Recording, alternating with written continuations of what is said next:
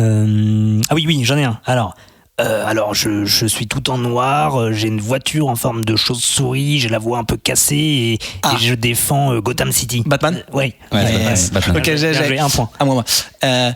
Moi, fort. Moi, vert. Pas content. Hulk. Ah, yes. Ouais. Ah, bien. Ok, à moi. Oui, j'habite à Métropolis, j'ai une cape et je vole. Iron Man. Non, Métropolis. Je me déguise en journaliste. Peter Parker. Je parle comme ça. Ah non, c'est pas un... Donne plus d'indices parce que là, je vois vraiment pas. Mais si. Putain, c'est ouf. C'est moi, ma copine, c'est Loïs.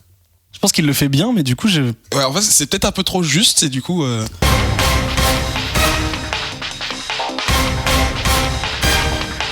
Bouillard! Oula! Bonjour, soyez les bienvenus dans ce 83e épisode de Comics Outcast. Toutes les 2 semaines sur Radio Kawa pendant 1h30, notre géniale bande de chroniqueurs vous propose d'explorer et de découvrir ensemble le vaste univers des comics au travers de discussions et de revues sur une grande variété de titres. Vous n'avez pas pu le rater, la semaine dernière, c'était la 58e Comic-Con d'Armentières, la ville jumelle qui se trouve à la fois en France et en Belgique, le lieu rêvé pour tous les accros au FBU, le Franco-Belge Universe. Visite du village des Schtroumpfs, selfie sur la tombe d'Hergé, gros concours de cosplay des blondes, séance de dédicace avec les ayants droit de Goscinny, sans oublier bien sûr la rencontre avec Michael Youn et le cast d'Is No Good. Du lourd donc. Et grosse surprise pour une poignée de chanceux avec la diffusion du trailer du crossover le plus attendu de 2018. Vous savez très bien de quoi je parle. Spirou et Bill, part 2, Battle for Boulinsart, dans lequel nos héros se battent pour retrouver les bijoux de la Castafiore éparpillés dans toute la galaxie, en gros entre Dunkerque et Liège, et les rassembler pour empêcher Ulrich de s'associer avec Gargamel et conquérir le Pas-de-Calais, le nexus de toute créativité. Avec nous aujourd'hui pour débriefer de ce week-end de folie et haut en couleur, il y a Adrien. Oui, bonjour. Comment ça va ? Ça va très bien. Écoute, c'était un chouette week-end. Des petites recommandations ou une lecture que tu as en ce moment sous le coude ? Écoutez, tout simplement. Surpris par cette question. Gaston Lagaffe. Tout simplement pas. Écoute, si je pense à un truc, je vous le dis après. Eh ben, c'est bien de se reposer les yeux de temps en temps. On a également Grégo avec nous. Oui, bonjour / bonsoir. Oui, ça dépend. le de chiant, ça dépend. Oui, Le relou. Pareil, tu lis des choses en ce moment ? En ce moment, oui. Alors, j'ai 2 recommandations. Enfin non, j'ai un truc que je lis, j'ai repris les vieux Arthur Adams de 1985, Longshot et compagnie. C'est intéressant de faire un saut dans le temps comme ça. Et j'ai failli proposer Robotech pour l'émission. Et j'ai mis non, impossible. En fait, c'est exactement l'animé, donc ça sert à rien. Donc t'as quand même une limite. En fait, c'était pas intéressant, il y avait rien à dire. Il y avait même pas à le descendre, en fait, c'est pas intéressant. Et vous l'entendez, c'était Hulk. On a Ben avec nous, Nekoto. Bonsoir. Comment ça va ? Ben, c'est bien. Ah, on change d'accord, Ben. oui. J'ai mis Nekoto partout exprès. Non, ma mère m'appelle Nekoto. Voilà. Ouais, mais lui aussi m'a déjà appelé Nekoto. Du coup, on radote, on est vieux. Et bonsoir. Je sais que tu lis des trucs, donc tu vas me dire ce que tu lis. Je lis plein de trucs. Je lis évidemment l'arc complètement taré de DC en ce moment qui est Metal, qui tourne autour de Batman et de la Justice League. Et c'est trop bien. Il y a plein de tie-in avec des couvertures fluo, c'est trop bien. Et je lis aussi un truc qui s'appelle The Rise of Aurora West, qui est un bouquin de Paul Pop. Ouais. À ne pas confondre avec Pol Pot, ni la Pompote par exemple, ni Pop non plus. Donc c'est cool. Et en plus, c'est dessiné par David Rubin, à qui on doit Ether, qui est magnifique. Oh oui, sauf que là, alors c'est pas un truc négatif, mais c'est en noir et blanc, donc on n'a pas les couleurs de David Rubin, mais c'est quand même magnifique, son trait est super, donc je vous le conseille, et ça fait partie d'un truc de Battling Boy et tout ça, enfin on en reparlera un jour, c'est parce que c'est trop bien. C'est Gaylor qui l'avait présenté dans les tout premiers épisodes, ça fait longtemps ça. Au programme cette semaine, des choses toujours aussi sympathiques et sérieusement tordues, violence animale dans Shirtless Bear Fighter, violence métapsychologique dans Mr. Miracle, et violence spatio-temporelle dans Bug The Adventures of Forager. Je sais pas trop comment prononcer ce mot, mais c'est pas grave. Bug d'ailleurs qui fait partie de la nouvelle ligne de comics proposée par DC, dont on avait rapidement parlé autrefois, DC's Young Animal, ce qui nous permettra de la présenter dans le focus de l'émission avec une sélection de titres déjà parus. Le conducteur est fluide. Tu vois ça ? Et nous finirons par de la pure violence existentielle avec la série Marvel's Inhumans, diffusée dernièrement sur ABC aux États-Unis et qui, après les dernières critiques, a été bien reçue en enfer. Je voulais juste revenir sur la participation qu'on a eue lors de l'animation proposée par la médiathèque Visage du Monde à Cergy, qui a eu lieu au début du mois d'octobre. Ils nous ont accueillis dans le cadre de l'animation Comics & Co. et ils nous ont permis d'enregistrer un épisode sur place pour parler de la découverte découverte de comics en général. Alors le cadre était génial, l'accueil était ouf, les gens qui sont venus nous voir c'était trop sympa et on a vraiment kiffé y être. Et je remercie donc chaleureusement Sophie Agier et Nicolas, dont j'ai pas le nom de famille, qui nous ont reçus comme des princes et alors qu'on le mérite pas. Et comme des biscuits, tu veux dire ou... Ok. Et si l'envie vous en reprend, on aimerait bien retravailler avec vous. Allez, hein. Pour les personnes qui n'ont pas pu venir à cet épisode, il sera diffusé un peu plus tard quand on l'aura monté. Voilà. C'est tout ce que... Mais donc suivez-nous sur les réseaux sociaux. Teasing. Ce qui me permet de vous parler de Twitter, de Facebook et des autres. Twitter @comicsoutcast pour nous faire des petits coucous et parler de ce que vous lisez en ce moment. Et bien sûr le Bouya Comics Club sur Facebook, groupe Facebook pardon, dans lequel nous parlons de nos lectures et on débat de ce dont on a pu parler dans l'émission. De l'actu, etc. Et de l'actualité aussi. Des sondages aussi. Et de Jason des Momoa. quiz également. Des quiz, toujours les Harley Quiz. Comics Outcast numéro 83. C'est parti.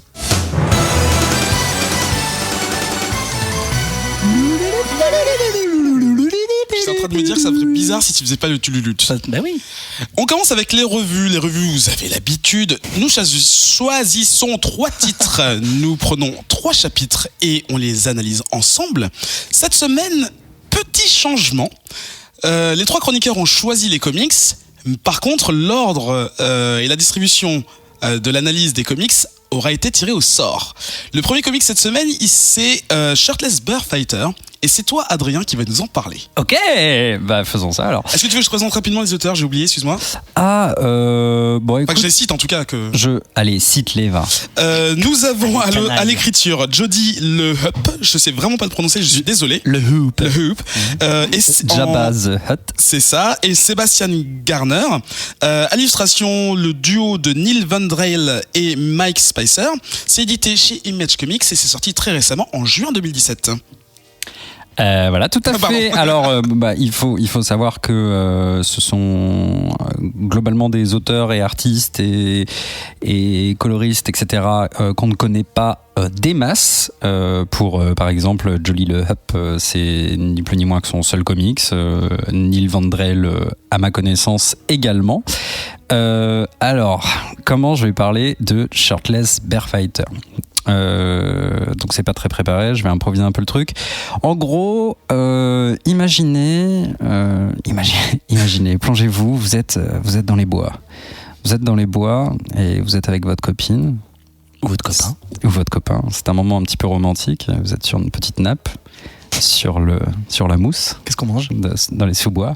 On ne mange pas, on se dévore l'un l'autre. Du regard, bien sûr. Bien sûr. Et au moment où clairement genre l'alchimie est au maximum et où vous allez conclure, eh bien un ours géant, bien sûr un ours du nord des États-Unis, je pense nord-américain, vous interrompt. Ce qui est fâcheux et un petit peu flippant, surtout quand il vous fout un gros coup de patte dans la jupe. Bah oui. Ce qui a tendance à normalement à peu près faire mourir les gens, mais bon, voilà. Mais Dieu merci, quelqu'un veille sur vous, un héros méconnu, mais un héros nécessaire, dont le monde a besoin, dont l'équilibre de la nature a besoin. Cet homme s'appelle Shirtless, c'est son prénom. Il s'appelle comme ça parce qu'il a pas de t-shirt en fait, mais la plupart du temps il a pas grand chose d'autre en fait, et cet homme apparaît nu entre 2 arbres. Et visiblement est prêt à défier l'ours. Alors ce jeune homme qui est entièrement nu mais dont le sexe est habilement flouté. Oh, il a 3 jambes. Hein. Il a clairement 3 jambes. Va aller affronter l'ours et lui coller une paire de bear punch. C'est l'onomatopée qu'on verra à chaque fois que cet homme tabasse un ours. Parce que figurez-vous que des ours, il va en tabasser une paire. Il est bien monté, mais il est baraqué aussi. Je sais pas si on l'a dit. Il est très stock. C'est une montagne. C'est un bon gros bûcheron. Voilà. Et puis on va le voir ensuite traîner l'ours KO chez lui, un peu de rage quand même, l'étaler sur son pas de porte. Pas de porte devant lequel est tapis en embuscade des agents du FBI qui sont visiblement prêts à intervenir d'une façon ou d'une autre. Mais ils n'auront pas le temps d'intervenir puisque Shirtless va les prendre de court. Il les avait bien entendu entendu, c'est bizarre cette phrase. En fait, le FBI, bien sûr, n'était pas là pour l'arrêter, mais pour le rappeler à l'aide. Il s'avère qu'il y a une invasion d'ours dans des villes un petit peu partout dans le monde, et le FBI n'a plus d'autre solution que de faire appel au légendaire Shirtless Bear Fighter, qui est cet homme effectivement élevé par les ours et qui peut dérouiller des ours à tour de bras. Mais cet homme s'est retiré. Et là, en fait, on a dans le comics. Alors, il faut que je dise quelque chose, c'est à mourir de rire. C'est-à-dire que je lisais ça dans le métro, un peu gêné, peut-être. Je riais aux éclats. Non, un peu gêné, oui, quand tu lis un truc avec un homme tout nu au sexe flouté, c'est un peu bizarre.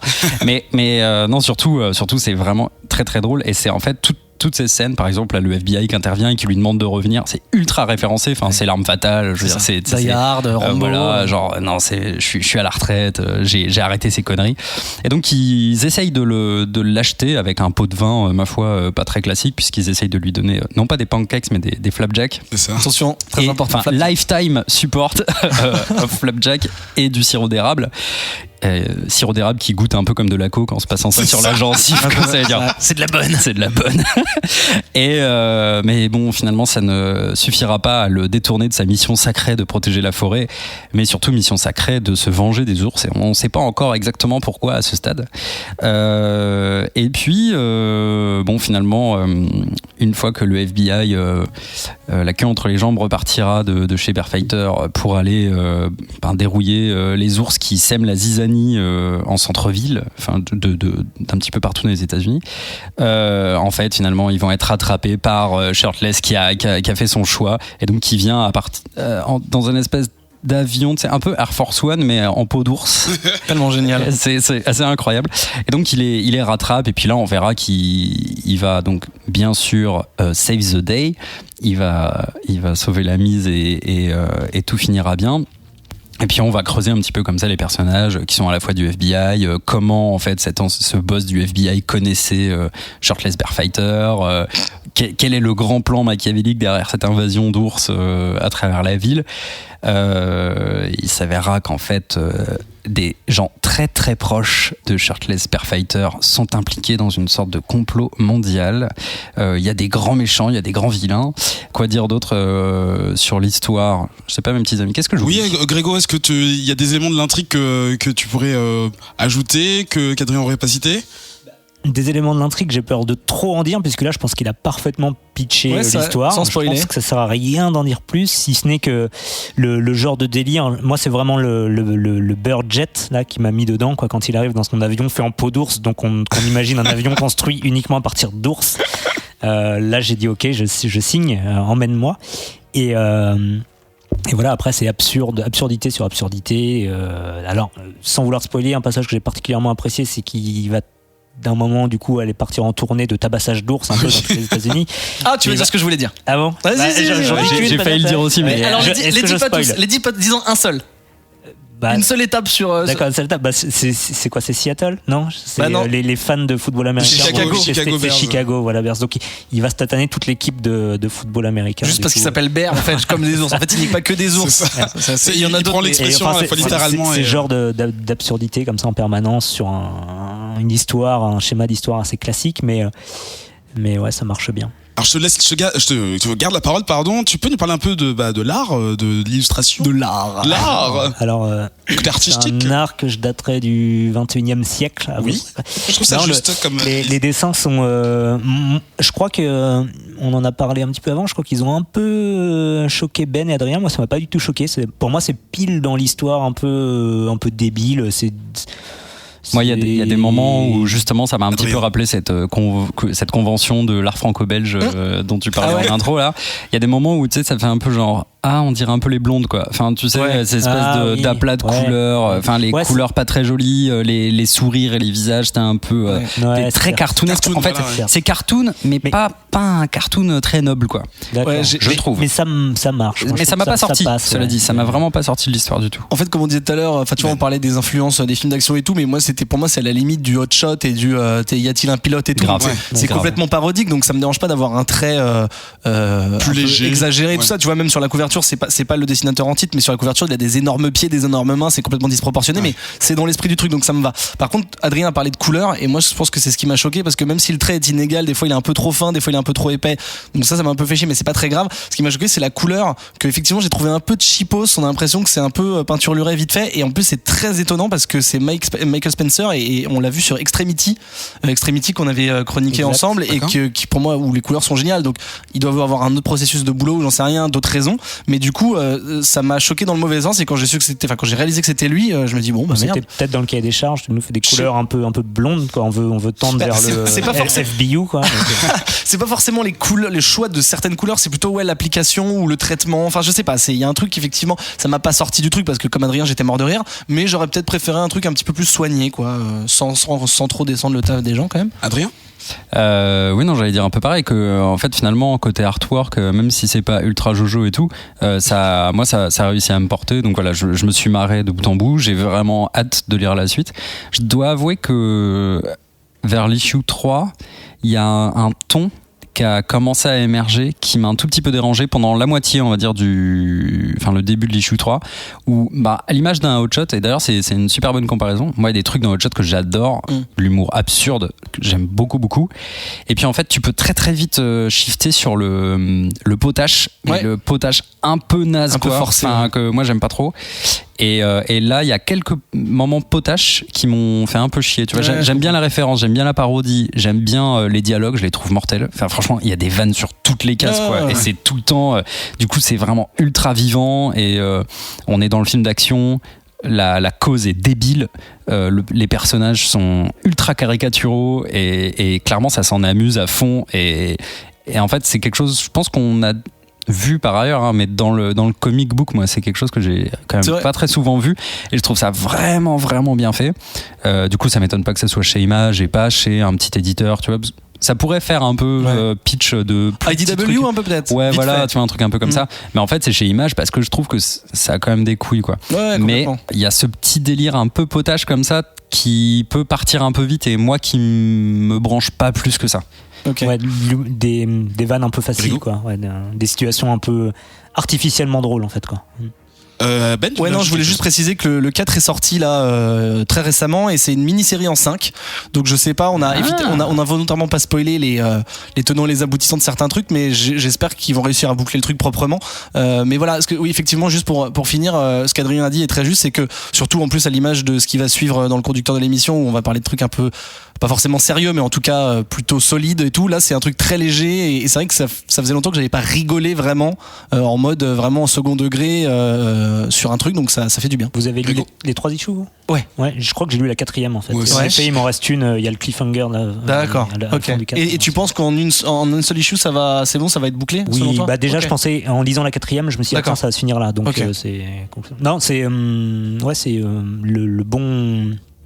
les bons 5 numéros à lire tranquillement, on passe un bon moment. Ouais. Mais en tout cas, c'est vraiment le genre de héros. S'il y avait un Imageverse, tu vois, j'aimerais bien que ce soit un héros qu'on voit vite fait faire un caméo dans un autre comics en petite blague, tu vois, juste comme ça. Enfin, pour moi, il y a pas énormément d'éléments pour construire le personnage, mais ça fonctionne. Mais du coup, c'est un personnage qui, pour moi, possiblement peut devenir pas culte non plus, mais tu vois, peut devenir un personnage auquel on s'attache. En fait, il est tellement caricaturel. Il y a des moments où il est presque méta, en fait. Tu vois. Un peu à la Deadpool. Un peu. Ouais, voilà. Ouais. Il pète pas le 4e mur, mais tu vois, il y a des références qui sont tellement énormes que tu sais exactement ce qui se passe, quoi. Et c'est vrai que c'est ça qui est super agréable, c'est que tu rentres super vite dans le truc, parce que c'est con, mais ça marche, quoi. C'est un joli cadeau à faire en TPB, je pense, quand ça sortira. Ouais, voilà, exactement. Au début, j'avais peur que le comic soit un peu trop lourd, justement à cause de ces blagues, parce qu'en fait j'apprécie pas toujours les comics dans lesquels en fait ils étalent l'humour sur tout le monde, et en fait tout le monde est drôle, et c'est ce qu'on peut parfois retrouver dans certains films Marvel où les personnalités sont effacées juste au profit des blagues. Mais là je trouve qu'il y a une bonne répartition, un bon équilibre, et les situations absurdes en plus des blagues font un bon cocktail, et ça passe tout seul. Donc je répète les informations du comics. Il est en train de mourir de rire, je sais pas pourquoi. Je viens de relire une page et je suis mort. C'est donc chez Image Comics, c'est sorti en juin 2017. J'imagine que très prochainement nous allons avoir droit au TPB. Deuxième comics de cette soirée, il s'agit de Mr. Miracle. C'est Grégo qui a tiré ça au sort. C'est écrit par Tim King, illustré entre autres par Mitch Gerads. C'est sorti chez DC Comics il y a pas très longtemps du tout, c'était en août. Et c'est toi donc Grégo qui nous en parle. Tout à fait. C'est Ben, je crois, qui avait proposé Tout à fait. Mr. Miracle. Et Shirtless, c'était toi, on l'a pas dit. C'était moi. C'était toi, ouais. Shirtless. Et j'avais vu aussi la cover de Mr. Miracle. Comme moi, je marche à la cover, hein, tout le monde le sait C'est maintenant, vrai. c'est plus un secret. Et je me dis, waouh, ça a l'air sympa ce truc. On va Ça a l'air reparler bien. de cette cover plus tard dans l'émission, tu verras. D'accord. Donc, petit CV personnel. Moi, d'ici, je suis de loin, je suis de très loin. D'ici de loin, superbe. T'as fait exprès ou pas? Pas du tout. Ok, Putain, mais quel talent Vous voulez ce qu'on la mec. refasse et Non, on la non, voit, non, mieux le pur génie. C'est instantané. Sinon, on la met en intro. Ah non, c'est fait chier, putain. Bon, bref, Mr. Miracle, moi, je ne connaissais pas. Donc, je me suis dit, super, intéressant. Un nouveau perso, un numéro 1. Cool. Et donc, j'ai ouvert avec impatience ce premier numéro. Et très vite, on rentre dans le vif du sujet. Alors, pour vous décrire un peu Mr. Miracle, c'est un héros au costume très chatoyant, avec du jaune vif, du rouge vif, du vert vif. Donc on se dit, on va être dans un petit délire un peu vintage, un peu golden age, etc. Et du coup, je crois que c'est la première ou deuxième page où le héros, on le trouve finalement les poignets ouverts dans sa salle de bain, dans une flaque de sang. Normal. Voilà. Et ça va être le point de départ de, je pense, tout le reste. Je dis je pense parce que on va se retrouver face à un scénario assez décousu pour un néophyte comme moi. C'est-à-dire qu'on va naviguer, j'ai le sentiment qu'on navigue entre plusieurs époques, ou alors on navigue entre une réalité et une non-réalité par la suite. Puisqu'en fait, Continue Grégo. Non, non, vas-y. le personnage va se retrouver impliqué en fait. Il va retourner, j'ai l'impression, dans ce qui serait sa famille, New Genesis, que je ne connais pas. Alors s'il y a des fans de DC, je pense qu'ils vont me conspuer parce que ça semble être quelque chose de Non, je une pense pas. référence dans l'univers DC. En tout cas, moi je l'ai compris comme ça. Ça semble New Genesis, ça semble être quelque chose de connu, d'acté. C'est une famille un peu de divinités. Ouais. C'est comme ça que je les ai ressentis. Et ils se battent contre Darkseid. D'accord. Voilà. Donc Darkseid, c'est un peu le fil conducteur au moins du premier numéro, avec on sent un gros poids sur la conscience du héros. Donc le héros, du coup, il s'appelle Scott Free. Ouais. Et j'ai pas précisé, mais au départ, c'est un maître de l'évasion. Je suppose, avant d'avoir eu ses pouvoirs, ou peut-être en tout cas, il a des pouvoirs. Apparemment, il est très fort, parce que c'est pareil, ses pouvoirs, ils sont pas spécialement expliqués. Mais son hobby, c'est s'évader de coffres-forts, attachés en haut de grues, plongé dans un bain d'acide. Il en fait un show quoi. C'est même son il passe à la gagne-pain, en télé, fait. voilà. Ouais, c'est son métier, c'est son métier. Oui, je dis son hobby, mais c'est vrai que c'est son métier. Et à côté de ça, il est une espèce de divinité sur New Genesis. Alors, New Genesis, c'est un lieu. C'est ça, c'est un une planète. lieu, c'est ça, ouais.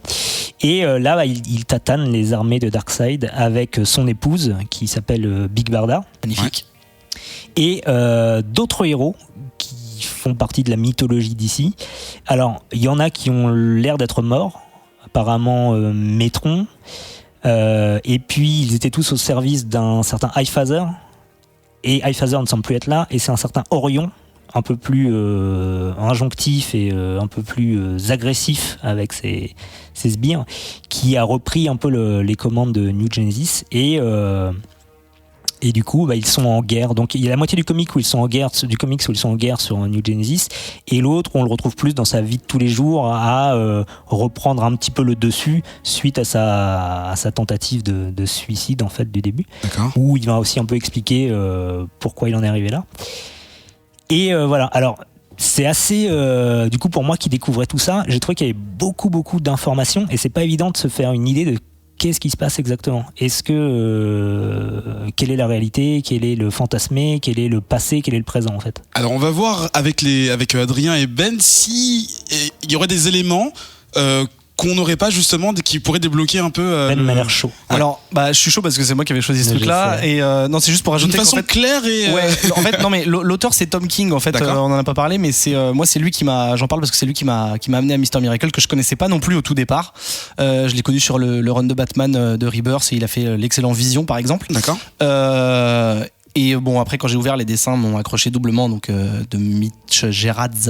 Et en fait, je connaissais pas non plus. Et là où j'ai trouvé ça intéressant, c'est que j'étais plongé dans un univers que je connaissais pas, avec un personnage que je connaissais pas, avec une mythologie que je connaissais pas. Et j'ai fait un truc qui est à l'inverse de ce que je fais d'habitude, c'est quand je découvre des nouveaux univers et que je suis un peu paumé, je Wikipédia en même temps. D'accord. Du verbe Wikipédier. Et là, je l'ai pas fait. Je l'ai pas fait parce que j'avais tellement un bon feeling dessus, sur les dessins, sur l'ambiance des premières pages et tout, que je me suis dit, ok, j'ai envie de choper le truc. C'est peut-être un comics qui est pas fait pour un néophyte, mais je vais le faire. Et donc j'étais jusqu'au bout. Et en fait, j'ai aimé être perdu. C'est-à-dire que tous les trucs que j'ai ensuite appris avec Wikipédia, c'est des trucs de l'univers, enfin de la mythologie de DC. Mais je suis persuadé que t'as pas besoin de connaître ça pour apprécier Mr. Miracle. Après, maintenant que je connais ces trucs-là, De pas connaître le détail du Panthéon de qui est Scott Free, de qui est Phaser, D'accord. de qui est Darkseid, etc. Maintenant que je le sais, une fois que j'ai lu les 3 premiers, j'ai été sur Wikipédia, j'ai fait mon truc, et là j'ai relu les trucs avec un œil nouveau. Mais c'était différent de la première lecture. Et la première lecture, j'ai aimé être perdu parce que je trouve que le personnage lui-même est perdu. En fait, je pense que c'est pas vraiment un spoil de dire, en fait, ça commence, ça ouvre le truc il s'ouvre les veines et en fait, il t'explique qu'il est maître de l'évasion et qu'il a fait tous les tours qui étaient possibles. C'est le Houdini puissance 10 000, quoi. Alors qu'il a pas de pouvoir d'évasion. Enfin, en fait. C'est un illusionniste Voilà. sur ces aspects-là. Hein. Oui, mais c'est-à-dire que les pouvoirs qu'il peut avoir n'ont pas de rapport avec le fait qu'il s'évade. En fait, c'est du talent, en fait. Ouais. Et qu'il a fait tous les tours qu'il pouvait, etc. Et qu'il est un peu en train de se faire chier, et son public sûrement aussi. Donc, qu'est-ce qu'il pourrait faire? À l'extrême, quoi. Voilà. D'accord. Et donc, qui peut échapper à la mort? En fait, c'est le tour ultime. Donc, c'est pour ça qu'il se passe ça. Et j'ai trouvé que j'aurais pas dit décousu comme t'as dit Grégo, moi j'aurais plutôt dit qu'on t'abreuve d'informations, un peu comme quand t'es dans un rêve et que t'as plein de trucs, il y en a qui ont du sens, il y en a qui ont pas de sens, tu penses savoir à peu près où tu vas mais tu sais pas. Et D'accord. au lieu de me dire je suis perdu, alors après c'est chacun et c'est intéressant aussi d'avoir un avis différent, mais au lieu d'être perdu, j'étais là, ok, je prends, putain ça je sais pas, qu'est-ce que je fais, etc. Et ben j'ai eu envie de connaître tous ces trucs là, j'ai dit ok ça c'est ça, machin, et j'ai fait mon puzzle moi-même et je trouve que, enfin au final j'ai relu après.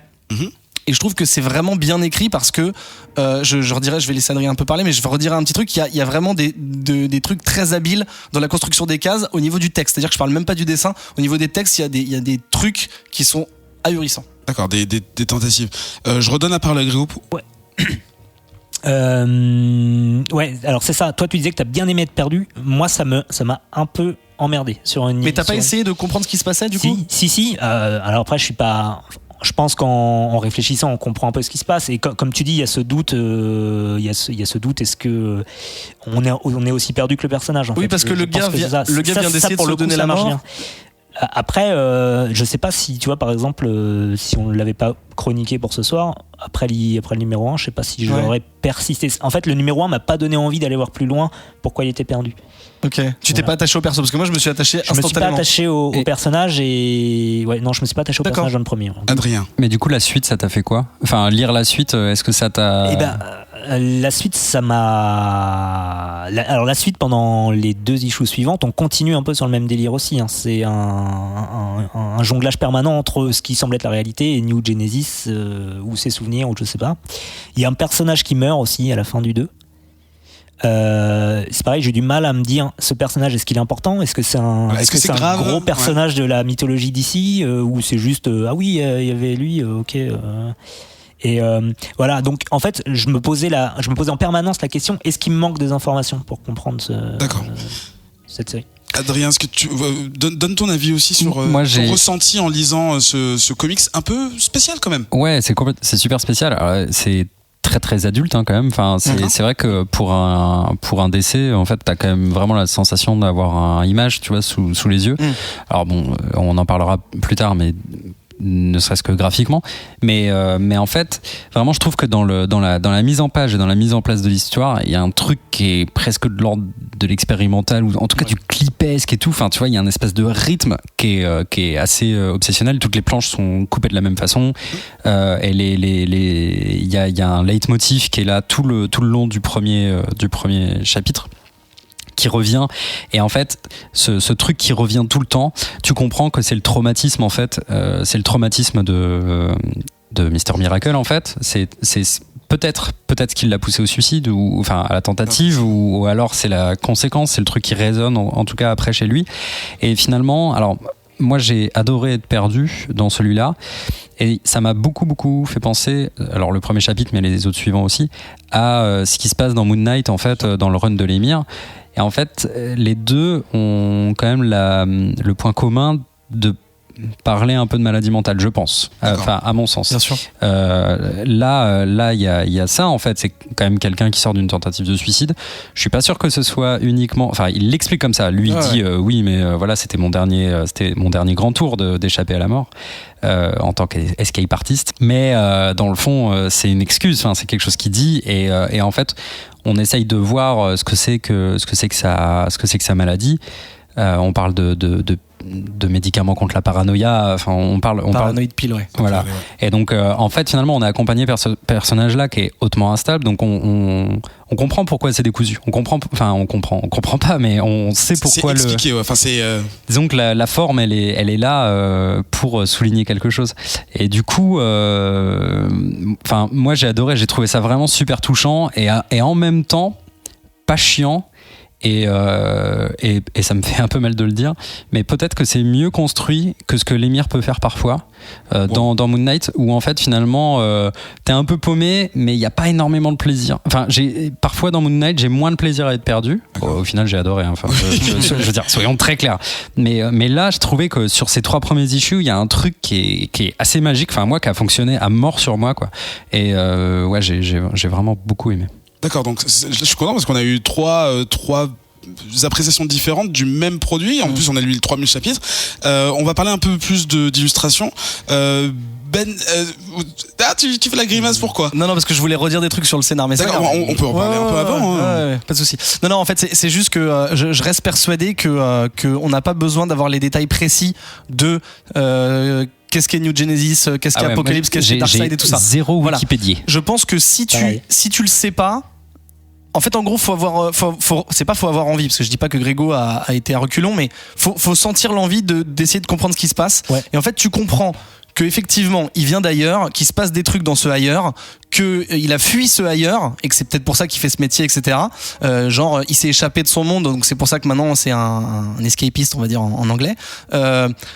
Et tu comprends qu'effectivement, vraiment, il est traumatisé. Et en fait, il y a beaucoup de thèmes qui reviennent, et on en reparlera aussi dans le dossier parce que c'est lié. C'est le destin, ta place dans le monde, qu'est-ce que t'es censé faire, est-ce que t'as le droit d'être libre. Il y a un jeu de mots aussi avec son nom. Il y a pas que le jeu de mots de c'est un mec qui s'échappe et du coup il s'appelle Free. Il y a son nom aussi. Enfin, il y a plein de trucs. Et juste avant de parler des dessins, je parle c'est un cheval entre le texte et le dessin parce que c'est visuel.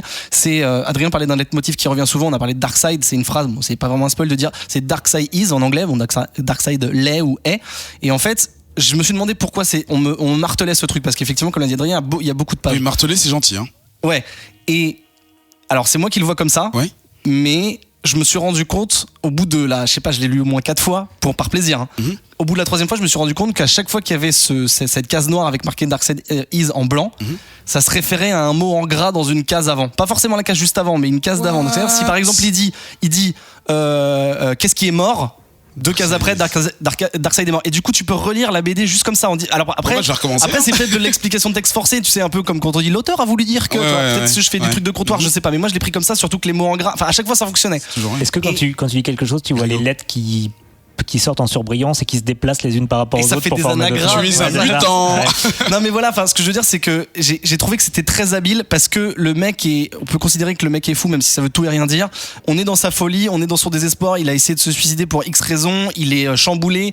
Big Barda, sa femme, elle le soutient vachement, elle lui dit ouais mais tu viens d'avoir un choc, donc les trucs que tu vois c'est pas forcément. Enfin, voilà. Elle l'accompagne, elle l'aide. Et voilà, et donc effectivement t'as ce côté sa vie pépère à lui, même s'il galère un peu dans sa tête, et ce qui se passe sur New Genesis où c'est le bordel, mais voilà, moi je trouve que tout est bien séparé, c'est le bordel mais c'est quand même hyper maîtrisé. En fait, ce qui est vraiment super important, je trouve, dans le truc là, dans ce comics, c'est cette notion de masque où en fait, tu vois, on va le voir quand il porte son masque, littéralement.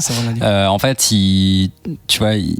il va cacher tous ses problèmes en fait sous son masque et essayer de montrer une face, voilà, et de montrer une face au monde entier, genre haha oui j'ai essayé de me suicider, et enfin c'est assez incroyable en fait.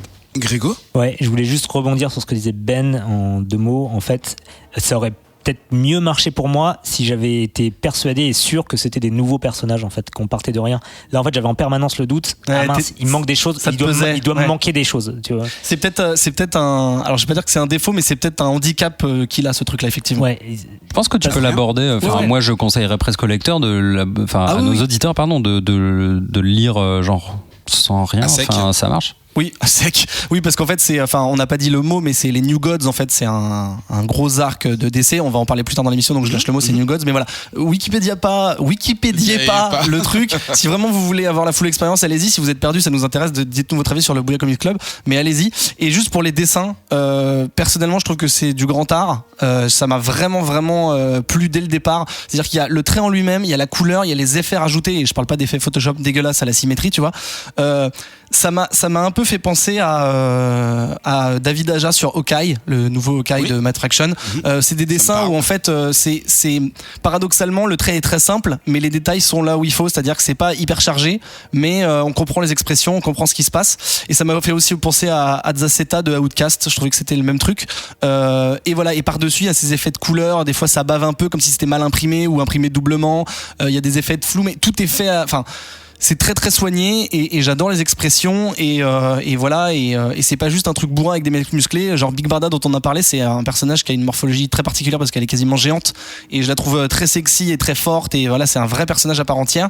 Voilà, il y a d'autres personnages dont je parle pas pour pas spoiler, mais je trouve qu'ils sont trop bien dessinés et voilà, c'est un gros coup de cœur. Grégo ? Ouais, et je voulais rajouter quelque chose de positif aussi. Enfin, j'ai pas un avis forcément négatif sur la chose, mais quelque chose que j'ai particulièrement bien apprécié et que la couverture promettait un peu, cet aspect un peu vintage et un peu épique et cosmique du super-héros, qui est assez plaisante à retrouver. Il y a une vraie ambiance super-héroïque du coup qui est là, et je trouve que l'ambiance marche très bien sur ces aspects-là. Comme on l'a dit, c'est des persos qui existaient déjà, et Miracle il a des années 70, je le dis, et du coup il y a ce côté comme tu dis effectivement. Ah oui, là, pour le coup c'est un import pur et simple, hein. Enfin en termes de costume tout ça. Oui, complètement, mais ça fonctionne. Ça marche bien, ouais. Adrien ? Je vais le dire en une phrase. Il y a un truc que j'ai vu dans ce comics que je vois très rarement bien utilisé ailleurs, c'est les effets, les post-traitements en fait. Il y a des effets de tramage, il y a des effets de déphasage de Chanel, comment on dit en français, je ne sais pas. Enfin, en tout cas,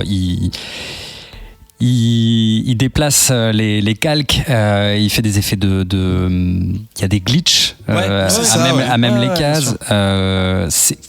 C'est assez dingue l'effet que ça rend, et ça sert tellement le propos, et c'est tellement rare de voir des effets, des post-effects comme ça qui sont vraiment justement maîtrisés, quoi. C'est bien dosé. Ça m'a bien plu. C'était donc Mr. Miracle. C'est une mini-série en fait en 12 numéros qui a commencé donc en août 2017. Toujours écrit. Pourquoi j'ai mis août ? Ça commence en octobre. Bah oui, il y a que 3 numéros pour l'instant. Oui, ça commence en octobre. Ah oui, pardon, mais enfin, oh là là, tu m'as. C'est bizarre. Okay. Et donc, ce sera pareil, disponible chez Maison TPB en courant 2018, logiquement, si tout va bien. Troisième comics cette semaine, il s'agit d'un titre qui s'appelle Bug, The Adventures of Forager. Ça a été tiré au sort par qui, rappelez-moi ? Moi, c'est toi qui le fais. Voilà. Non, c'est pas ce que je voulais dire. Je veux dire, c'était choisi par qui, excuse-moi. C'était choisi par Adrien. Par Adrien, et c'est toi, Ben, qui va te taper. C'est un titre de la dynastie Allred. La dynastie Allred, si vous ne la connaissez pas, c'est une famille composée de Lee, de Mike et de... J'ai oublié son nom, c'est la femme. Laura, merci. Le mec. Non, parce que c'était pas écrit dessus. En plus, c'est la coloriste de ce titre. Donc écrit par Lee Allred, illustré par Mike Allred et colorisé avec subtilité par Laura Allred. Qui se rattrape. Et c'est un titre qui fait partie, qui est édité chez DC Comics, mais dans une ligne, une nouvelle collection qui s'appelle s'appelle This is Young Animal. Je vous en parlais en intro. On en parlera en plus en détail juste après. C'est sorti en mai ça a commencé en mai 2017 et c'est Ben qui nous en parle. Oui, c'est une habile transition entre Mr Miracle et le dossier. Je sais pas qui a suggéré ça. Je ne sais pas. Puisque c'est lié aux New Gods et c'est le label dont on parlera tout à l'heure, comme tu l'as dit. Juste préciser parce que c'est rigolo et triste en même temps. Michael Allred, il est assez connu. Il a bossé sur plein de trucs, comme il a créé le personnage de Madman que je connaissais pas. Enfin, je le connaissais visuellement. Je pense que vous le connaissez aussi, mais je connais pas le perso. J'ai très envie de le découvrir. Il a bossé aussi sur Batman 66 et Xtasis. Et sa femme, comme tu l'as dit, elle est coloriste. Elle travaille en général sur les mêmes projets que lui. Et Lee Allred, donc elle est le scénariste. Quand tu vas sur sa page, il y a marqué frère de Michael Allred. C'est pas très sympa, mais en gros, bon, il a bossé sur les mêmes trucs que son frère aussi. C'est l'autre Allred. Ouais, un peu. Ça, donc voilà, c'était juste. Effectivement, c'est un peu la mafia.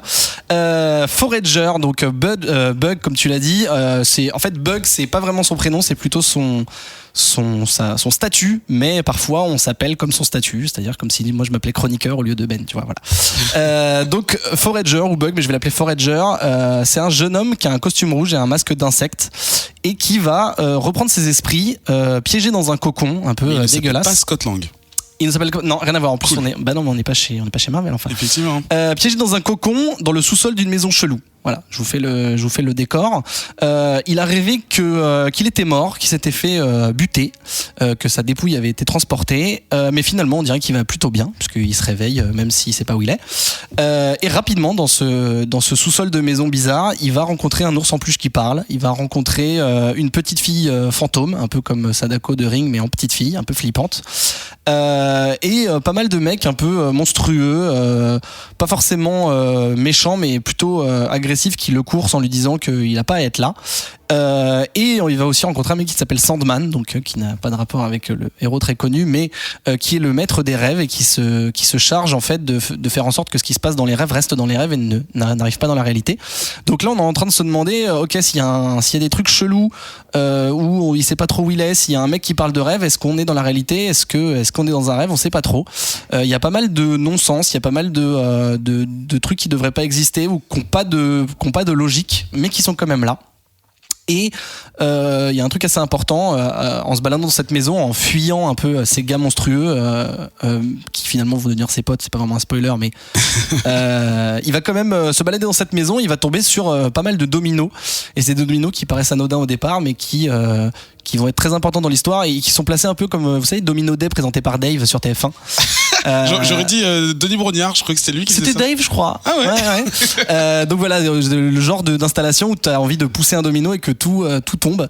Et voilà, ces dominos vont être importants puisque à leur contact, il va avoir une sorte de vision où il va voir plein de gens en costume un peu folklorique, enfin des costumes de super-héros mais qu'on connaît pas forcément puisque, encore une fois, comme on l'a dit tout à l'heure sur Mr Miracle, on est dans un pan de DC qui est connu pas forcément que des puristes, mais qui est beaucoup moins connu que la Justice League par exemple. D'accord. Donc des héros voilà qui sont là, qui disent des trucs qu'ils comprennent pas trop, encore une fois comme dans un rêve, et qui donc sont liés à des dominos. Donc on se dit, est-ce que c'est le futur, est-ce que c'est le passé, est-ce que c'est des souvenirs, est-ce qu'il est bourré, est-ce qu'il est mort, il est en enfer, est-ce qu'il est au paradis. Voilà, on se pose plein de questions, on est un peu comme lui, hein, on est perdu complètement, on sait pas trop discerner la réalité de la fiction, et il va tomber sur le premier gros méchant qui s'appelle General Electric. J'aime beaucoup, c'est trop fort ça. Qui lui aussi est un méchant un peu vintage, enfin qui est un personnage un peu vintage, et suite à une petite baston, il va se retrouver projeté dans un portail qui va l'emmener dans sa première aventure, qui va être lié à ses dominos, et tout s'assemble comme un puzzle et tout est la conséquence de l'action qui suit, etc. Ça, c'est les aventures donc de Forager que je connaissais pas du tout, et j'ai rien compris. Mais en même temps, et un peu à l'image de Mr Miracle, bon sur un autre registre, mais un peu à l'image de Mr Miracle, je me suis dit ok, c'est bon, on est dans l'émission du n'importe quoi. Ça, ouais. On parle de santé mentale, on est là. J'ai eu envie de comprendre, donc quitte à relire des trucs. Une fois que t'arrives à la fin de l'issue et qu'il y a un truc qui s'est éclairci, tu dis ah mais donc ça veut dire qu'au début il disait ça, et tu fais ok. Et c'est gratifiant en fait de dire que t'as pas acheté de la merde et que t'es pas fou, tu vois. Et au final ça se tient. Parce que on a pas mal d'informations, il y en a qu'on comprend, il y en a qu'on comprend pas. Il y a, comme je l'ai dit, des trucs qui commencent à se mettre en place, qui est avoir du sens. Et puis Forager, tu comprends que c'est pas vraiment un super-héros, même s'il a un costume, que c'est un gars qui a un peu envie de vivre sa vie, d'être libre et de pas forcément se conformer à tout, même si tu connais pas son origine story, que j'ai Wikipédia bien évidemment juste après. Mais en tout cas, à ce moment-là, je l'avais pas. Et donc voilà, j'ai envie de savoir ce qui va lui arriver. Je me rends compte que dans les issues suivantes, quand il arrive des trucs, bah en fait les dominos, ils avaient peut-être prédit ce qui allait se passer. Donc voilà, tout est lié. Il y a pas forcément des histoires de bond dans le temps ou quoi. C'est pas aussi compliqué que ça, mais c'est juste que voilà, c'est une histoire où on commence pas forcément par le début, on commence pas forcément par la fin. Ça se met en place et plus ça va et plus tu dis ok, voilà. Et du coup, il est attachant, en plus le personnage, donc mais on va en parler. De ton côté, Adrien, est-ce que pareil, t'as vécu le même puzzle pour tenter de comprendre ce qui se passait? Ouais, je vais même dire le bad trip, parce que tu lis le comics, c'était genre qu'est-ce qui est en train de se passer? Et tu sais, en fait, au début, tu comprends pas. Enfin, moi, je comprenais pas. Et je me dis, peut-être que je lis trop vite ou peut-être que je suis un peu con. Et en fait, non, c'est juste que c'est vraiment genre ultra décousu. Et puis, je sais pas, peut-être à la moitié du chapitre, tu comprends que c'est une volonté, que en fait finalement, ça s'appelle Madhouse ou non, je sais plus ce que c'est la maison où ils sont là. Ouais, je sais plus comment s'appelle le chapitre en fait, le nom du chapitre. Oui, et en gros, ça le dit que clairement en fait, ça sera une maison genre complètement folle, une maison des cauchemars. Et effectivement, genre les choses les plus cauchemardesques au sens décousu et genre nonsense total, genre s'enchaînent. Et au final, oui, tu prends plaisir à voir le truc se remettre en place.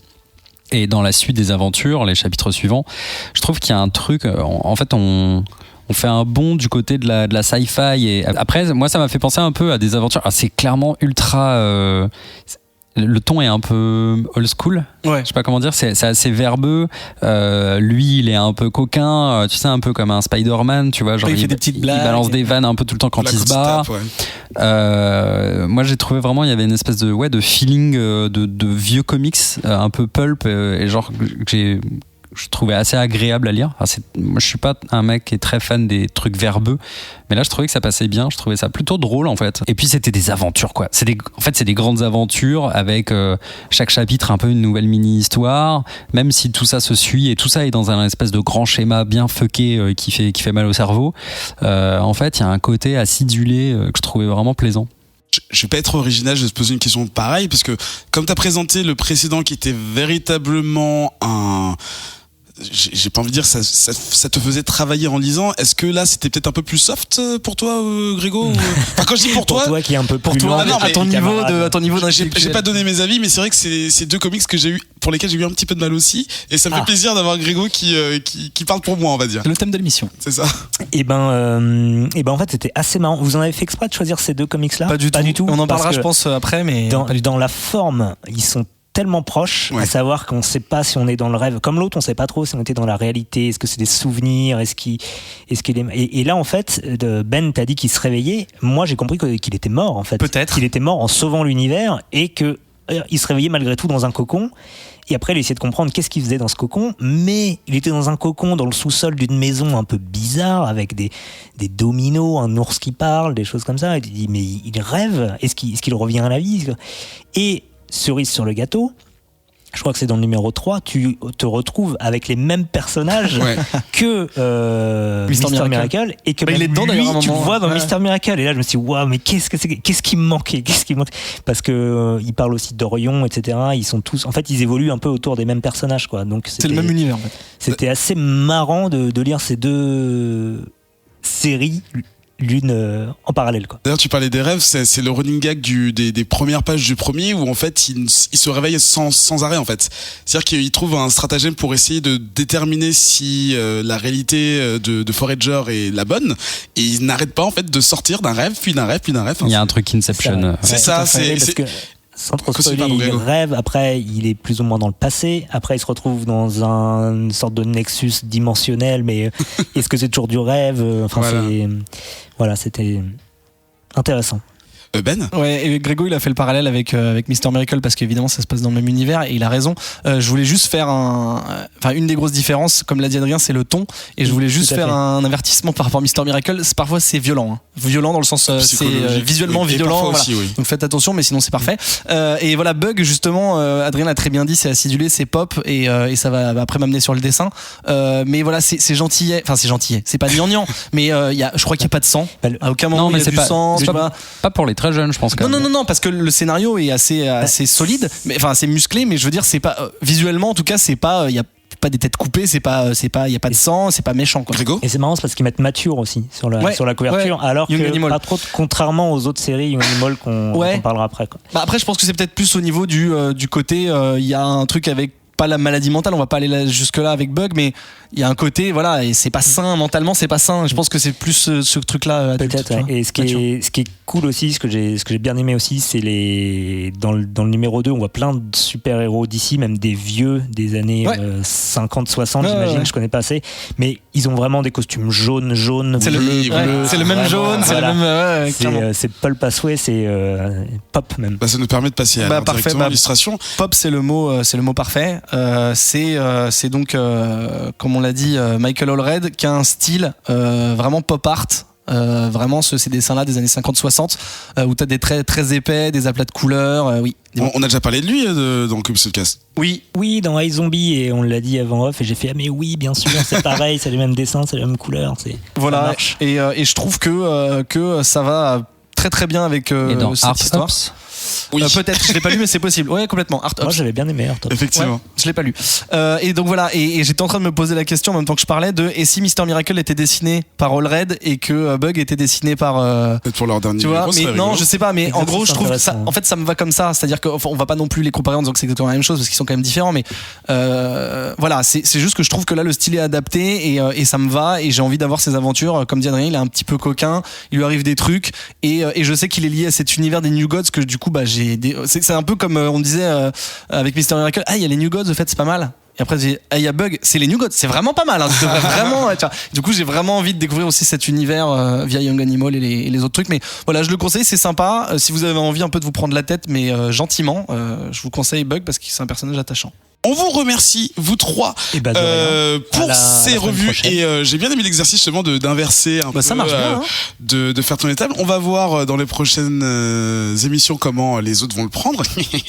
Retrouvez toutes les informations concernant les comics sur le site de Radio Kawa, rubrique Culture et Art.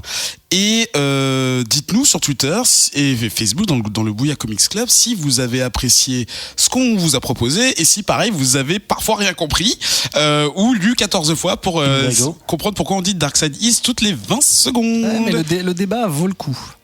On se retrouve dans un tout petit instant pour parler de Young Animals, juste après cette page de pub. Toi, auditeur, tu es en quête d'un rendez-vous mensuel qui parle dans les longueurs de toutes tes passions. Tu cherches une fenêtre vers tout ce que le Japon peut faire, même de plus barré et niché. Ne cherche plus. LOL Japon est un podcast long format animé par Amo et Concombre, mêlant bromance et japonaiserie, dédié aux animés, manga et leur industrie, jeux, cinéma. Tout y passe en statut culturel, dossier et 4 rubriques qui changent à chaque numéro. Aucune limite de temps, de ton ou de genre, avec des invités ou non. LOL Japon est un podcast mensuel disponible sur Radio Kawa, iTunes et les applications dédiées, diffusé en direct un vendredi par mois. Plus c'est long, plus c'est bon. Tout est bon dans le Japon.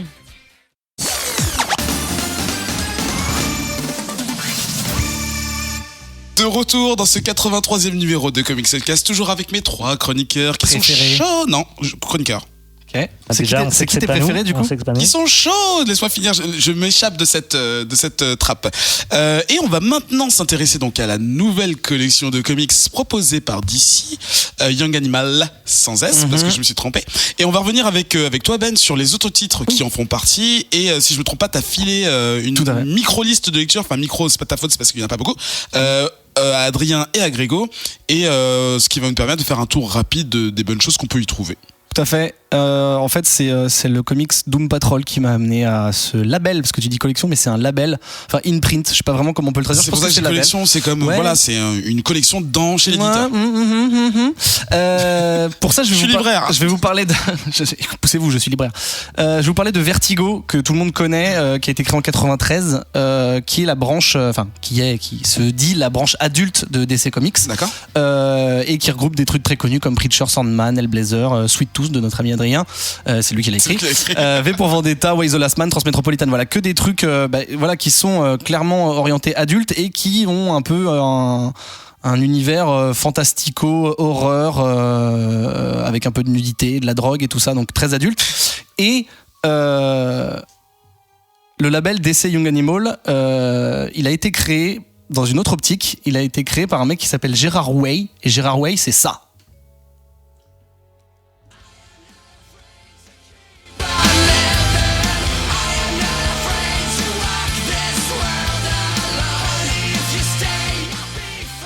Ah Je sais pas si vous avez Vous avez reconnu. prévu des trucs, petit cachotier. Ouais, c'est la réalisation, Pat Le Guen.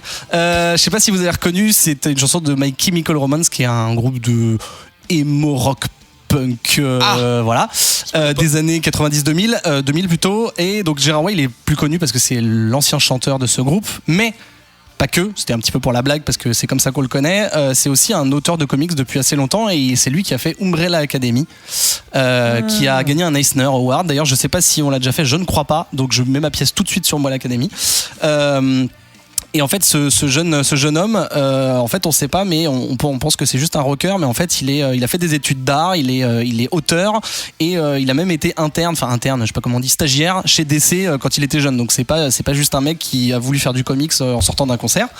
Et donc ce gars-là, c'est lui qui va être le curator. Je sais pas, encore une fois, je sais pas trop comment on peut. Le mécène. Ouais, enfin c'est le gars qui gère, c'est un peu sélectionneur. ouais, sélectionneur, conservateur, voilà, c'est le gars qui va chapeauter un directeur petit peu, artistique. voilà, qui va chapeauter un peu ce label parce que c'était en partie son idée. En fait, en gros, il dit qu'il a été baigné par les comics quand il était jeune, dont des comics DC et Vertigo, et que quand il est arrivé à l'âge où il avait envie de faire quelque chose, notamment le comics Doom Patrol, il a été voir DC, il a été voir Jim Lee qui lui a dit vas-y, je suis chaud pour qu'on fasse des trucs, et ça a tellement bien marché qu'ils se sont dit on n'a qu'à faire un label du coup, parce que Vertigo c'est cool et ça existe toujours et il se passe trop de trucs, mais il y a plein de héros pas très connus de chez DC, qui pas forcément des héros de fond de tiroir non plus, mais tu vois, qui ont été oubliés ou qui ont eu un âge d'or et qui sont un peu laissés à l'abandon. Et ben ces gars-là, on a envie de les, pas de les sauver, mais on a envie de se les approprier. D'accord. Et on a envie de raconter les histoires avec eux différemment et de montrer un visage de DC Comics, de l'univers de DC Comics différent, avec un autre point de vue sur d'autres thèmes. Tu voulais dire un D'accord. truc? Non, donc en fait, juste pour pas pour résumer, mais pour expliquer, c'est dans l'univers de DC Comics. Complètement. Mais juste c'est l'approche qui est différente. C'est l'approche qui est différente et c'est les héros. Tu vois, par exemple, si on prend un mec comme Bug the Forager, Voilà, ouais. on a dit qu'il y avait tout le côté New Gods et tout, mais il est lié à Batman, il est lié, enfin, il partage le même univers. D'accord. C'est juste que, et encore une fois, c'est pas forcément lié aux New Gods ou tous les trucs dont on a parlé. Ça, on va parler d'autres personnages qui sont dans l'univers de DC, notamment un qui est carrément à Gotham City, par exemple. Et voilà. Et c'est donc des personnages qui sont abordés d'une manière différente sur des thèmes. Alors, on l'a dit, le label, il est estampillé Mature Readers, donc adulte, toi. Adulte, ouais. Et donc voilà, il relance ses personnages en abordant des thèmes comme par exemple la maladie mentale, on en a parlé, la folie, la famille. Gerard Way dit que c'est un des thèmes principaux, c'est la relation parent-enfant. D'accord. Il y a le changement, le fait de grandir, par exemple, le fait de se transformer, le fait de pas savoir trop où est ta place. Tu vois, on parlait de Mr. Miracle, on dit ça en off avec Adrien, mais Mr. Miracle, il a clairement sa place dans DC Young Animal, je sais pas pourquoi il y est pas, mais bref, voilà, de dire voilà, t'as un destin mais t'as envie d'être libre, de décider toi-même de ta propre vie, des sujets vraiment de société au final et des sujets graves, et donc j'ai dit effectivement à mes petits camarades, est-ce que vous êtes chaud pour descendre un petit peu le line-up, parce que comme tu l'as dit, il y a que 5 titres. Et je trouve que ça serait bien qu'on en parle, parce que moi je suis tombé amoureux de ce label et on a tous choisi un petit titre. Donc on va pas forcément trop reparler de Forager parce qu'on l'a fait en review. Il y a aussi Kev Carson as Cinematic Eye, C'est dur à dire, pardon, que notre ami Adrien avait chroniqué, donc peut-être qu'il voudra en redire un mot dans l'émission 69 si je dis pas de conneries, donc je vous invite à écouter sa review. Et voilà, et il y a d'autres titres dont on va parler plus en détail, mais ça va être dans un débat tout à fait fruité. Oui. Fruité, bien sûr, toujours fruité. Adrien, qu'est-ce que t'as pensé de ce que t'as lu, qu'est-ce que t'as lu d'ailleurs? Alors moi, je me suis attaqué, c'est quelque chose que je voulais lire depuis assez longtemps, quelque chose qui s'appelle Shade ou Shade, hein, sûrement Shade, oui, plus, je pense que c'est plutôt Shade. The Changing Girl, qui a commencé en octobre 2016, donc il y a un petit moment maintenant, enfin, il y a un an. On en est, je crois, à la 12e, donc ça doit être, ça a tenu son rythme régulier d'un par mois, qui est écrit par Cécile Castellucci et qui est mise en art par Marley Zarcone. L'Italie est là. Qui sont en réalité deux Canadiennes. Alors, il faut savoir que à la base, Shade the Changing Man, on parle de quelqu'un qui s'appelle Rack Shade, qui était un vieux personnage de DC, qui a été créé par Steve Ditko, mec. Par Steve Ditko. En 77.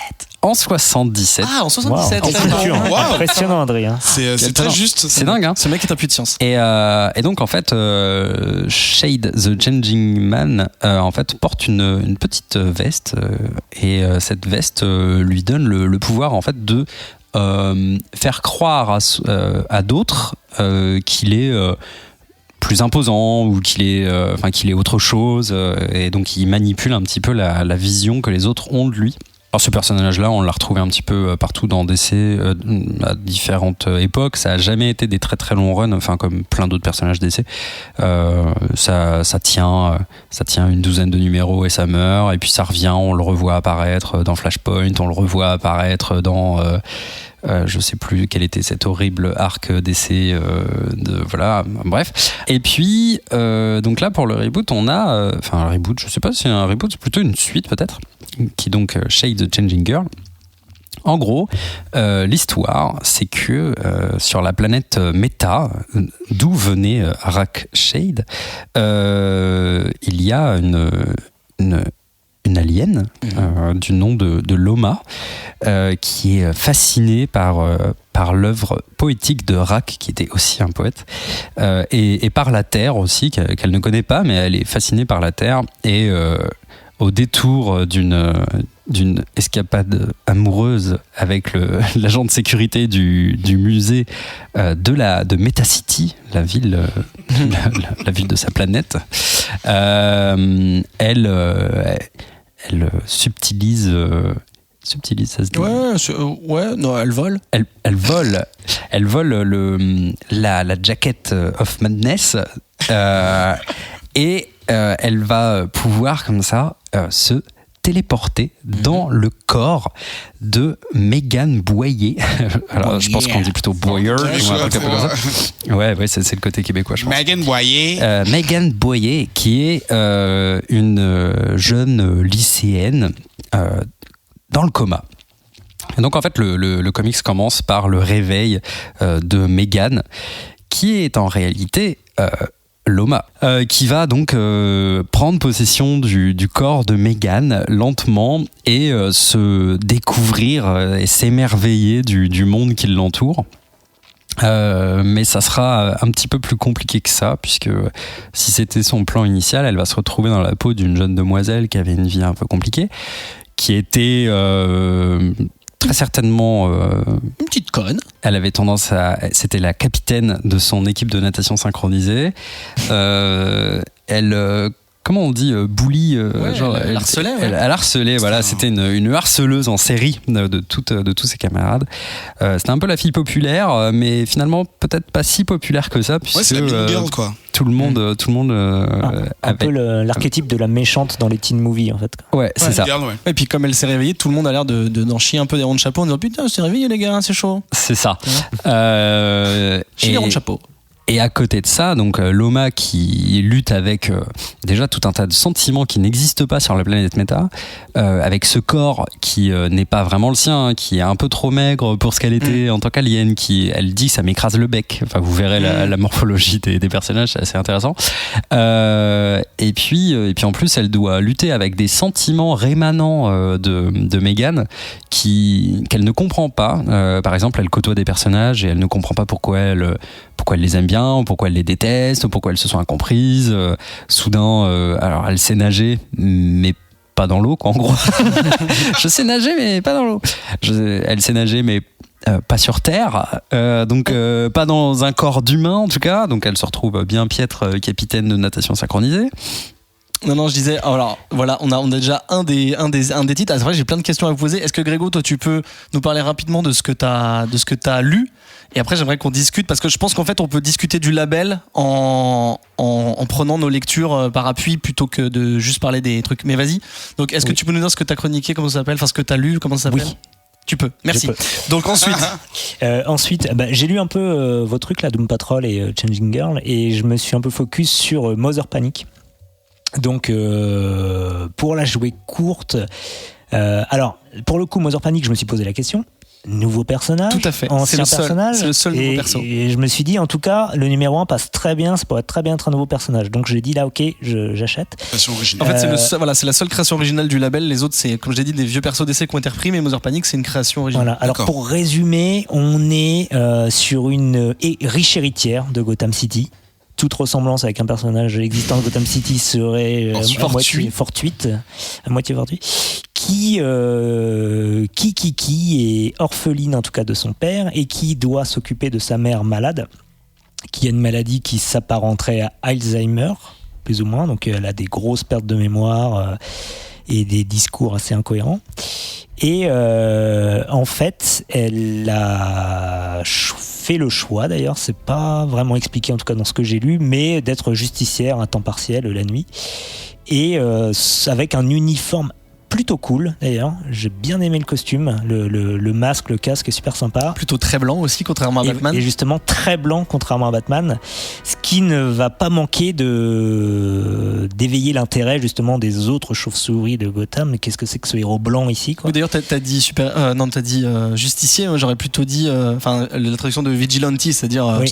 Ouais, mais pas justicier dans le sens. Pour la justice pour lui. Ouais, voilà, mais plutôt genre je fais ma justice moi-même. C'est pas le super-héros qui veut que les méchants aillent en prison. S'il doit buter quelqu'un, il bute quelqu'un. Moi, je fais une distinction, Ouais. je trouve. Et d'ailleurs, justicier, c'est vrai que le terme est vite dit puisqu'elle a sa propre notion de la justice. Voilà, c'est ça exactement ce que je disais. Elle va pas forcément s'investir dans toutes les causes perdues. En fait. Exactement, c'est ça. Là, il s'avère que justement, elle va céder pour je ne sais plus quelle raison d'ailleurs, mais au départ, elle est plutôt réfractaire à l'idée d'aider le Dominique, là, justement, qui a vu des choses qu'il n'aurait pas dû voir. Il va dire, c'est ton problème, moi je m'en fous, et finalement, elle va se retrouver dedans. Et voilà, c'est un personnage assez, comment dirais-je, à la limite de l'anti-héros, parce que c'est vrai qu'elle est plutôt antipathique de base. On peut le dire sans trop spoiler que son père est mort parce qu'elle lui a tiré dessus, tout simplement. Ah, quand même, Ah, sans trop spoiler, mais. On l'apprend très vite. Et puis elle veut se venger de quelque chose aussi, c'est ça qu'on. Ah, tu l'as pas. Peut-être pas encore. En tout cas, elle se protégeait de quelque chose, elle se protégeait de lui. En tout cas, elle se pensait se protéger de lui pour des raisons en plus excessivement glauques. Et c'est là où on trouve l'intérêt du label mature sur la couverture, puisque les thèmes abordés, on le retrouve aussi un peu dans Changing Girl d'ailleurs. Il y a des scènes un peu osées finalement, enfin en tout cas suggérées, mais qui sont assez. Je me rappelle pas avoir vu des choses comme ça dans un Marvel ou même un DC. Dans Changing Girl en tout cas. Et là c'est pareil, il y a un vocabulaire très peu châtié, du coup à un moment elle est face à ces, je vais peut-être dire une connerie, c'est Batgirl qu'elle rencontre. Ouais, non, c'est Batwoman, je sais plus. Oui, ça doit être Batwoman, pardon. Et elle sort des fuck, enfin je pense pas que ce soit des choses qu'on a l'habitude de lire. Alors, pas dans l'histoire, dans le canon d'ici, tout ça c'est des astérisques, des voilà. points Mais là, d'exclamation, voilà, tout ça. le fuck est écrit, tout ça. Donc c'est vrai que du coup c'est un peu plus adulte, c'est assez intéressant. Moi j'ai bien aimé cette petite série là, mais en fait tout ce que j'ai lu là, j'ai bien accroché. Ça, il y a un vrai sentiment de fraîcheur en plus, sans partir dans des crossovers complètement cosmiques et épiques. En fait, j'ai l'impression qu'ils arrivent un peu à prendre des personnages nouveaux ou anciens. Doom Patrol je connaissais pas non plus, mais à reproposer quelque chose d'un peu frais.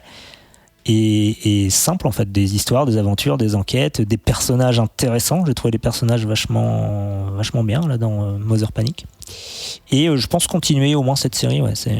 Justement, tu parles de Doom Patrol, je vais en parler vite fait avant qu'on débatte de tout ça. Doom Patrol, c'est un truc qui a été créé en 63 et qui a connu des grands noms comme Grant Morrison par exemple. Et voilà, à l'image des autres, à part Mother Panic, c'est repris notamment là par Gérard Way qui est à l'écriture. Ouais. Tu dis ouais parce que c'est Gérard Way. Okay. Non, j'acquiesce. Et rapidement, en fait, l'histoire, on suit l'histoire de Casey Brink, qui est en fait une ambulancière qui donc parcourt la ville pour sauver les gens qui sont en galère, parce que c'est son métier d'amener les gens blessés à l'hôpital. Et avec son collègue Sam, ils vont donc passer leur journée à parcourir la ville pour voir des gens qui sont sur le point de mourir, des vieilles personnes, des accidents, enfin voilà, toutes sortes de trucs. Et en fait, on va se rendre compte assez rapidement que cette nana, elle est toujours très très positive, malgré son métier où on voit toujours des horreurs, et qu'elle a une sorte de pouvoir je sais pas si c'est un pouvoir ou une malédiction, de se souvenir de choses vraiment vraiment très cheloues, vraiment rocambolesques, comme la fois où elle a été attaquée par des créatures insectoïdes et que son cavalier s'est transformé, son cavalier de balle s'est transformé en piscine de membrane en lavande. Voilà, j'essaie de te le traduire en français. Ça m'arrive souvent. Ce genre de truc. Et le truc, c'est qu'elle n'est même pas sûre elle-même que c'est vraiment arrivé. Mais c'est voilà, ça c'est lui revient. Elle le revit, voilà, c'est ça. C'est son fardeau. D'accord. Elle s'en souvient. Ça, c'est des personnages existants dans la mythologie. Déjà. Alors Kazen, non, mais les autres personnages dont je vais parler là, oui. D'accord. Et c'est-à-dire qu'en faisant son truc, donc ça fait partie de sa vie de tous les jours. Hein, il lui arrive plein de trucs. Elle est assez excentrique. Et en fait, elle va se rendre compte petit à petit, et on va se rendre compte grâce à elle petit à petit, que les endroits où on lui fait aller dans la ville pour aller sauver des gens, des fois c'est pour rencontrer des gens qui sont pas forcément en galère, de faire rencontrer ces personnes entre elles et de commencer à former un espèce de groupe. Et on va se rendre compte que la voix dans la radio qui dit hey, ici dispatch, il faut aller à telle rue, en fait c'est pas forcément le dispatch de l'hôpital et que c'est quelqu'un ou quelque chose d'autre. On l'amène, voilà. Voilà. Et elle va rencontrer des personnages tous les plus farfelus les uns que les autres, dont quelqu'un que vous connaissez peut-être de design qui s'appelle Cliff Steele aka Roboman, qui est comme son nom l'indique, un robot. Qui a le pire nom, hein, quand même. Ouais, mais Roboman, c'est un petit côté un peu désuet. Quand on le voit, c'est exactement ça. Ouais, puis en plus, ça fait très Sentai japonais en fait. Non, je trouve justement qu'il a un design de robot. D'homme robot. D'homme robot, mais des années. Enfin, tu sais, les robots du futur, du passé, le futur des années 60. Très carré. Voilà. Un peu comme l'homme bicentenaire, je sais pas si vous avez suivi avec Robin Williams, qui est super. Bon, voilà. Et aussi, un nom que vous avez déjà entendu dans cette émission, qui est Flex Mentalo. Qui était même peut-être le nom d'un épisode, je crois, peut-être celui qu'on avait fait en live. Non, mais non c'était... Bref. Et donc voilà, donc ça c'est le pitch et ça m'amène, parce que je vais évidemment reparler de Doom Patrol. Ça va m'amener à ce débat où tous ces... Alors, est-ce que Adrien, tu veux dire un petit mot sur Cave Carson pour les gens qui connaissent pas du tout, ou est-ce qu'on leur dit écoutez le numéro 69? Non, écoutez l'épisode 69, ça sera plus simple, je pense que ça sera plus clair. Mes petites questions, c'est de ce que vous avez lu, est-ce que dans la présentation que j'ai faite, déjà j'espère que c'était une bonne présentation, est-ce que il y a les thèmes dont j'ai parlé, vous les avez reconnus dans les lectures que vous avez fait, par exemple Adrien sur... Enfin clairement, alors Cave Carson c'est très clairement une histoire de famille.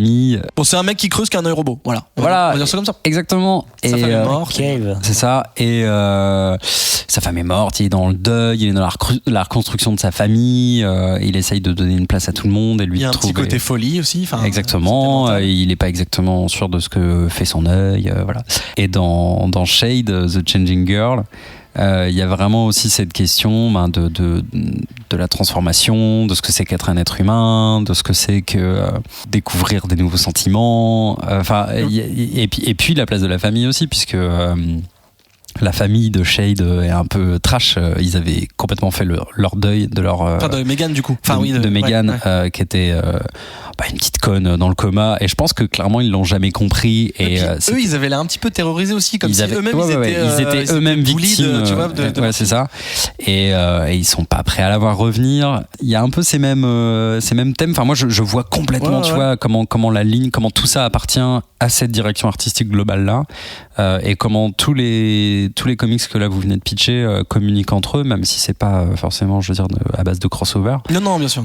Mais dans des intentions éditoriales communes, quoi. Il y a Gérard Way, il a dit un truc. D'ailleurs, le nom, comment on appelle ça? Pas officiel, je sais pas non officiel voilà, de Young Animal, ou peut-être la genre de baseline, c'est Comics for Dangerous Human. Et alors lui il explique, c'est pas dangerous dans le sens on va vous péter la gueule, c'est dans le sens, il dit, je le dis en anglais, non je le dis en français, je le traduis, il dit quiconque a envie de quelque chose de plus, de quelque chose de différent est un humain dangereux. Et il dit un humain dangereux ça crée des choses. Et en fait lui c'est sa démarche, c'est-à-dire il dit et en plus, je vous conseille vraiment, si vous lisez les titres dont on parle, de lire les post-faces, je sais pas comment on appelle ça, enfin les trucs qui à la fin, où il explique un peu, il dit voilà on en est là, parce qu'en même temps qu'il crée tout ça, enfin qu'il édite tout ça et qu'il publie tout ça, il crée un label en même temps, donc ça vit avec lui. Et donc il dit voilà on en est là, on fait ci, on fait ça, donc il raconte un peu sa life, et il dit que c'était son rêve depuis toujours d'écrire des comics et tout, mais qu'au bout d'un moment les comics d'avant c'était très bien, mais c'est bien de créer de nouvelles choses, et qu'au bout d'un moment il faut arrêter de regarder les blueprints comme il dit, et faut se lancer et créer des nouvelles trucs. Donc voilà, c'est vraiment sa démarche. Et ce que je voulais dire sur Shade, et ça m'a fait penser à ça, c'est aussi que ce que je sais plus si Adrien l'a dit, pardon, c'est que Shade sur sa planète, elle est un peu blasée, quoi, tu vois, elle sait pas trop, elle a envie de ressentir des émotions, elle a un peu un genre une espèce, c'est bon je l'ai bien dit, de fascination pour la Terre, et ouais merci. Et du coup, elle se dit, je vais y aller. Et en fait, elle va vivre dans le corps de cette fille où elle va, découvrir des nouveaux trucs parce qu'elle connaît pas les trucs de la Terre. Et en même temps, elle est dans le corps d'une adolescente. Donc, l'adolescence, par définition, c'est là aussi où tu changes, où tu grandis, voilà. Et donc, je trouve que c'est vraiment l'analogie de créer des nouvelles choses, se transformer, se remettre en question. Alors que, tu vois, je parlais des thèmes abordés, c'était le destin et ta place dans l'univers, on va dire, entre guillemets. Et moi j'ai vu une analogie avec DC où c'est un monstre. DC c'est un monstre depuis 75 ans et en gros Gérard Way, bon évidemment il a pas tout retourné tout seul, hein, il a plein de collaborateurs qu'il arrête pas de remercier, mais en gros c'est mon destin, c'est de faire Batman parce que je suis chez DC. Bah non, en fait j'ai envie de prendre mon destin et de le faire ce que je vais, et je veux changer, je veux créer des nouvelles trucs. Donc, j'ai envie de faire ça my way, quoi. Ouais, exactement, pas mal, parce qu'il s'appelle Gérard Way. Je pense qu'Adrien l'avait. Non, tu l'avais pas. J'ai pas expliqué. Non, j'ai expliqué. Non, je trouve qu'en fait, c'est pour ça qu'il y a vachement de méta dans ces comics, parce que c'est que des anciens personnages qui sont réutilisés. Là, beaucoup d'entre eux commencent par eux qui sont morts, ou eux qui se réveillent, ou eux qui se suicident, ou machin. Parce qu'il y a Bug aussi, on le rappelle. Bug, il se réveille au moment où il est mort et tout ça. Et donc en fait, tu vois la méta du personnage qu'on ressort des placards et donc dont l'identité est challengée. Et clairement, genre ils doivent se réinventer et ils ont une appartenance ou pas à une mythologie voilà, à leur position méta dans l'univers DC. Et pour Bug, c'est vraiment flagrant, tu vois, où quelque part, genre je veux dire, il est quelque chose, il veut être autre chose, et il y a que la volonté de l'éditeur, tu vois, qui peut lui permettre de ça. Et il est dans un truc à domino, enfin il est dans une espèce d'imbriquement de conséquences de d'autres titres en fait. Il y a d'autres titres qui bavent sur sa propre histoire. Et je trouve ça vraiment vraiment cool. Et moi j'avais vraiment l'impression de lire là des titres images en fait, mais dans l'univers DC, avec vraiment un petit plus. Image dans le sens indépendant. Enfin, alors on est libre de faire ce qu'on veut. Indépendant, expérimental, adulte, avec je pense des vrais choix forts. Et puis tu vois, quelque part oui, l'indépendance d'aller là où ils veulent. Alors que pourtant, je veux dire, il y a quand même des liens à Batman, tu vois, à Gotham, à des héros canoniques. Et je trouvais ça vraiment, vraiment cool, quoi. Pour moi, c'est la passerelle idéale, parce que tout à l'heure, tu vois, en intro, là, on disait, ça serait marrant, est-ce qu'on pourrait avoir Shirtless dans d'autres univers Image. Image n'a pas ça. Image n'a pas son multivers, tu vois, l'univers partagé entre ses comics. Et bien sûr, c'est normal. J'ai pas envie de voir, tout se mélanger quelque part. Genre, ça marcherait pas. J'ai pas envie de voir Descenders se mélanger avec l'autre, mélanger avec je sais pas quoi. Ou alors, il aurait fallu que ce soit pensé dès le départ, mais ça aurait pas eu la même. Voilà, mais bon, c'est pas ça.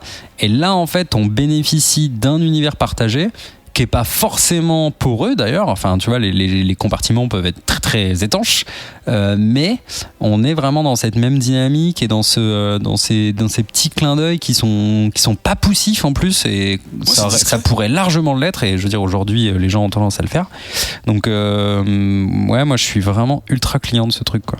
On parlait de porosité des comics. Quand on lit, alors c'est chez Marvel du coup, désolé. Bienvenue quand sur on France lit Culture, de Deadpool ou de la banlieue, c'est porose, la banlieue. Non, pardon. De Deadpool ou de Squirrel Girl, où des personnages qu'on connaît apparaissent juste pour faire des petits caméos et dire bonjour, où c'est, je trouve, à mon sens, c'est pas trop lourd, bon, à part quand ce sont vraiment des associations de Deadpool, mais bon, même si ce sont deux comics qui sont beaucoup plus légers, hein, mais c'est ce genre de choses assez sympas où on a conscience qu'on est dans un univers partagé, mais voilà, où la présence des autres n'écrase pas tout. Et je voulais revenir sur quelque chose qu'Adrien disait par rapport à la renaissance, justement, le fait que ces personnages réapparaissent d'un coup et qu'ils le savent, le côté méta, tout ça.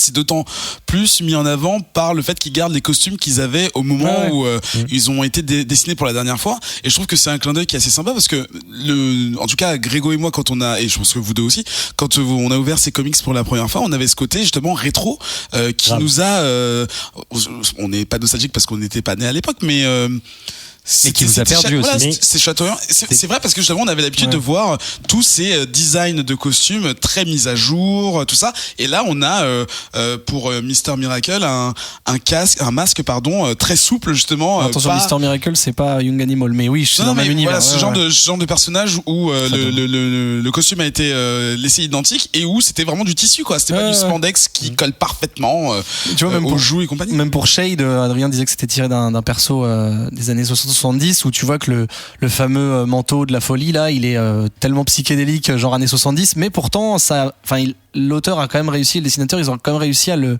remettre au goût du jour et que ça rentre dans un design très actuel et tout ça. D'accord. Non, je voulais revenir sur les thèmes qui selon moi et même selon l'équipe de Young Animal sont abordés, et notamment celui de la santé mentale. Tu vois, Grégo nous disait que dans Mother Panic, la mère de la jeune fille a clairement Alzheimer, il s'est passé des trucs dans son passé. Kev Carson, il est en période de deuil. Bug, il est complètement pété. Comment elle s'appelle, Casey de Doom Patrol, en fait elle est saine d'esprit, mais son espèce de pouvoir malédiction, c'est en fait elle n'est même pas sûre elle-même d'avoir vécu certains trucs, et en fait tous ces trucs-là, tous ces problèmes mentaux, mais pas celui de le manteau de la folie, c'est ça? Voilà. Ah, bien vu. Tous ces problèmes-là, en fait, à chaque fois, ça rattache. Alors c'est rattache / raccroche dans le sens je t'empêche de partir les personnages à leur passé. Parce que évidemment t'es construit par ce qui s'est passé dans ton passé, mais tu vois, enfin dans Doom Patrol, effectivement, elle sait pas si son passé est réel ou pas. Son père est mort, sa mère aussi, enfin ses deux parents sont morts, mais elle décide d'aller de l'avant. Et c'est pas, enfin tu vois, ça dépend des personnages. C'est-à-dire que pour les mêmes problèmes, il y a différentes façons de les gérer. Dans Doom Patrol, elle est hyper shiny. Elle a dit j'ai promis à ma mère d'être la lumière dans l'obscurité. Dans Mother Panic, elle est complètement dark et en fait elle devient un super-héros quasiment vilain qui se venge et tout. Donc voilà, je trouve que c'est. Et dans Shade, ce qui est fou, c'est que en fait finalement on a un personnage qui est externe, qui doit gérer le passé de quelqu'un d'autre. Voilà. Et qui là du coup se prend dans la gueule les informations d'une autre personne. Et c'est beau aussi comme ça, quoi. Mais ouais, et en fait, et je trouve que peut-être que c'est moins visible dans des gros univers comme Marvel, DC et même Image maintenant qui est assez gros. Mais là, je trouve que ce label qui est encore petit, on l'a dit l'année dernière, il y a que 5 titres. Il a un charme, au-delà de toutes les qualités qu'il peut avoir, il a un certain charme de... Les thèmes sont vraiment... Il y a énormément de thèmes qui sont abordés et ils sont communs entre différentes séries, mais ils sont gérés différemment selon les auteurs. Et t'as vraiment la notion de... tu vois, Gérard Way, moi je trouve encore une fois, il y a plein de gens, mais surtout lui, il y a plein de... Enfin, il fait son taf vraiment de façon homogène où t'as vraiment l'impression que le label est... Enfin, c'est le premier sens du label, c'est estampiller ce truc. Moi, s'il y a un nouveau, je vais clairement lire les séries qui suivent, mais s'il y a une nouvelle série, et il y en aura, c'est sûr, Young Animal, je vais lire direct, c'est sûr. D'accord. Grégo ? C'est marrant, ça fait écho un peu à ce que disait Balak quand il était venu ici, au sujet des titres Marvel. Où Marvel ne faisait que finalement tiens, Iron Man, on va pas réinventer Iron Man, on va mettre un Iron Man fille. Ouais. Là ils vont vraiment chercher des vieux héros qui sont plus actuels. Ils essaient pas de réécrire ou de réinventer des héros actuels, mais ils vont vraiment prendre du sang neuf entre guillemets, mais ils vont le chercher loin en fait. Ils reprennent le matériau d'origine. Oui. Et du coup c'est plus intéressant que d'avoir une énième déclinaison de Batgirl en plus jeune, en plus badass, en plus vieille. Ouais. Moi j'ai l'impression que c'est DC qui assume son passé et qui justement essaye de lui donner un petit coup de pouce. Alors c'est vrai que c'est facile d'aller chercher des personnages quand on en a 2000, 3000 et d'essayer de les relancer pour à des fins commerciales. Mais là je pense, quand je dis assumer, ça a l'air honnête comme démarche. Oui voilà. Vous voyez ce que je veux dire, ça sent pas la démarche commerciale toujours. Justement c'est pour ça. Mais c'est pas comme un gros crossover à la Savage War. Bah tiens, on va reprendre notre univers, on va faire une histoire là, on va prendre notre univers et on va changer un peu le ton. On va changer les thèmes, on va apporter autre chose. Je suis pas vraiment sûr de... bon alors après c'est peut-être le cœur qui parle parce que je suis vraiment séduit, mais je suis pas... Moi j'aurais vu vraiment le truc à l'envers, donc évidemment ça reste du comics, donc ça reste un produit marketing, enfin ça reste un produit à vendre quoi, tu vois, pour faire de l'argent. Ouais. Mais... Je veux dire, je pense que DC a pas forcément besoin de ça pour faire de la thune. Je veux dire, il y a des meilleurs moyens, beaucoup plus crado de faire de la thune avec des héros qui marchent, de faire une énième série Batman qui sera moins bien que celle d'avant et qui fera de la thune. Là, je pense vraiment que c'est, comme je l'ai dit tout à l'heure, il y a Vertigo qui existe déjà qui est estampillé adulte. Là, c'est encore autre chose. C'est une espèce d'une petite sœur expérimentale et qui traite de sujets qui sont pas traités chez Vertigo, qui est pas forcément violent comme chez Vertigo, qui n'est pas les mêmes sujets et vraiment pour moi c'est plutôt un espèce de laboratoire expérimental de ok, on a nos héros qui sont là, qui existent depuis 60 ans, on a Vertigo qui est hyper solide avec nos héros machin, on réinvente des trucs parce qu'on a notre univers fantastico-gore, sexuel, droguy machin, mais on a pas mal de personnages qu'on peut réutiliser ou pas, parce que tu vois Mother Panic c'est un nouveau personnage et vas-y venez on tente des trucs. Ouais. Et Gérard Way il le dit dans ses préfaces, il dit voilà Jim Lee il était chaud, Jim Lee que je répète qui est un des pompes de DC au niveau artistique. C'est le meilleur Jim Lee. Quoi ? Seigneur Jim Lee, Dieu Jim Lee. Toi, c'est ton dieu, toi ? Ah, Jim Lee, oui. Ah bah faut que tu te tapes avec un mec sur le Boulet Comics Club parce qu'il disait que c'était nul. En tout cas, en dessin, moi, c'est mon. Oh, je suis d'accord. référence. Je suis d'accord. Et voilà. Et donc je pense que c'est. Je pense que c'est beaucoup plus expérimental et viscéral que commercial. Pour D'accord. dire des mots en hal. Voilà. Mais en tout cas, je vous conseille vraiment. Comment tu recommanderais à nos auditeurs Moi, en fait, je recommande vraiment ce label. Commencez par ce que vous voulez. Réécoutez la review d'Adrien dans l'épisode 69 sur Kev Carson parce qu'on en a pas trop parlé. On a parlé de Bug tout à l'heure et voilà. Et clairement, les séries qui m'ont le plus chamboulé, c'est Doom Patrol et Mother Panic. Parce que je trouve que dans les deux cas, le scénario et les dessins sont monstrueux. Et d'ailleurs, oui, je reparlais tout à l'heure, je te disais, on reparlera de la couverture de Mr. Miracle. Ah oui, c'est oui. parce que dans Doom Patrol, le dessinateur, c'est Nick Derrington, qui est un de mes nouveaux chouchous, qui a fait les couvertures de. Bon, voilà, c'est la boucle. Donc voilà, vraiment, tentez le coup. Allez-y, pour moi, c'est vraiment. Ça parle avec le cœur, c'est des sujets qu'on n'a pas forcément l'habitude de voir dans les autres éditeurs, chez les autres éditeurs, pardon. Et c'est très intelligent et c'est brillant. Gréco pour conclure. Question pour les lecteurs et les chroniqueurs les moins assidus. Vertigo, c'est pas du tout un univers partagé avec DC. Tout ce qui se passe dans Vertigo n'a pas d'impact dans DC et vice versa. Flashpoint, ça a pas mis tout à plat justement. Je sais pas. Alors franchement, c'est une question pointue, mais tu vois, j'aurais dit par exemple Hellblazer, c'est chez Vertigo. Et bah c'est John Il est Constantine aussi, qui est. Enfin tu vois. Ah, d'accord, ok. J'ai pas envie de Ok. dire de réponse. Je pense que. Alors ne dis pas de réponse. Et j'ai Ouais, pas envie de voilà. dire de conneries, je veux dire un truc ouvert. Il me semble Vas-y. que Flashpoint met à plat ça et Vertigo en fait partie, mais ils n'ont pas non plus écrit des choses qui mélangent les univers. Il me semble que c'est quelque chose comme ça, me D'accord. semble-t-il. Ce qui est suffisamment vague pour être potentiellement exact. Voilà, et Ça, ou c'est faux bien. totalement, Mais en et fait, personne pourra mentir. Tu vois, pour finir sur un truc, tu vois, tout à l'heure on parlait de Mr. Miracle en disant est-ce qu'il faut connaître les New Gods, est-ce que c'est important et tout. Là on a vachement parlé d'univers partagé. Je pense que c'est des trucs qui sont appréciables, mais pour moi c'est pas dans l'ADN du truc. C'est-à-dire Ouais, on peut tout à vraiment fait, ouais. sortir de ce truc-là. Shade, ça mais- fonctionne tout seul. Hein. Mais Voilà, c'est- complètement. Shit, ça- Mais c'est cool effectivement quand tu vois Bug de voir Bug Batman peut-être débarquer moins, vite parce fait. que tu te poses la question. En fait, c'est bien de le savoir pour ne C'est pas bien se de poser savoir. cette question. Bien sûr. Retrouvez donc toutes les informations concernant donc les 5 titres dont on a parlé sur la page de l'épisode. On vous mettra les liens pour voir, pour que vous vous rendiez compte de tout ça par vous-même. Et à l'avenir, j'imagine que Ben, tu nous as dit que tu allais suivre les publications. Ouais, là. J'imagine qu'on va également faire des Oula. revues de choses À part qui sortent chez eux. À part Doom Patrol, quand on est à l'issue numéro 8, Ouais. ils en sont tous vers 11 ou 12. Ah ouais, quand même. Donc, ouais, je c'est sais que vraiment un an, quoi. Doom Patrol existe déjà en TPB pour une première partie, donc j'imagine que les autres aussi. Shade aussi. Ouais. Shade aussi, voilà. Donc allez-y. Tout est cool, le dessin, l'histoire. Je suis conquis. Bah Non, c'est voilà, vrai, vous c'est pas écoutez Ben et vous y allez. On se retrouve dans un J'aime instant bien cette phrase. pour parler de la première série de l'année. Le 21e siècle. C'est parce que Mark et William avaient eu l'idée de développer des jeux ensemble que les dieux imaginèrent cette terrible vengeance. Quiconque ose créer un logo avant la première ligne de code doit être puni. Vous serez condamné à animer un podcast sur le développement de jeux vidéo. Avec chaque mois un nouvel invité. Telle est notre volonté. La Dev Team, c'est une fois par mois. Et c'est sur Radio Kawa. Vivant, vous êtes vivant.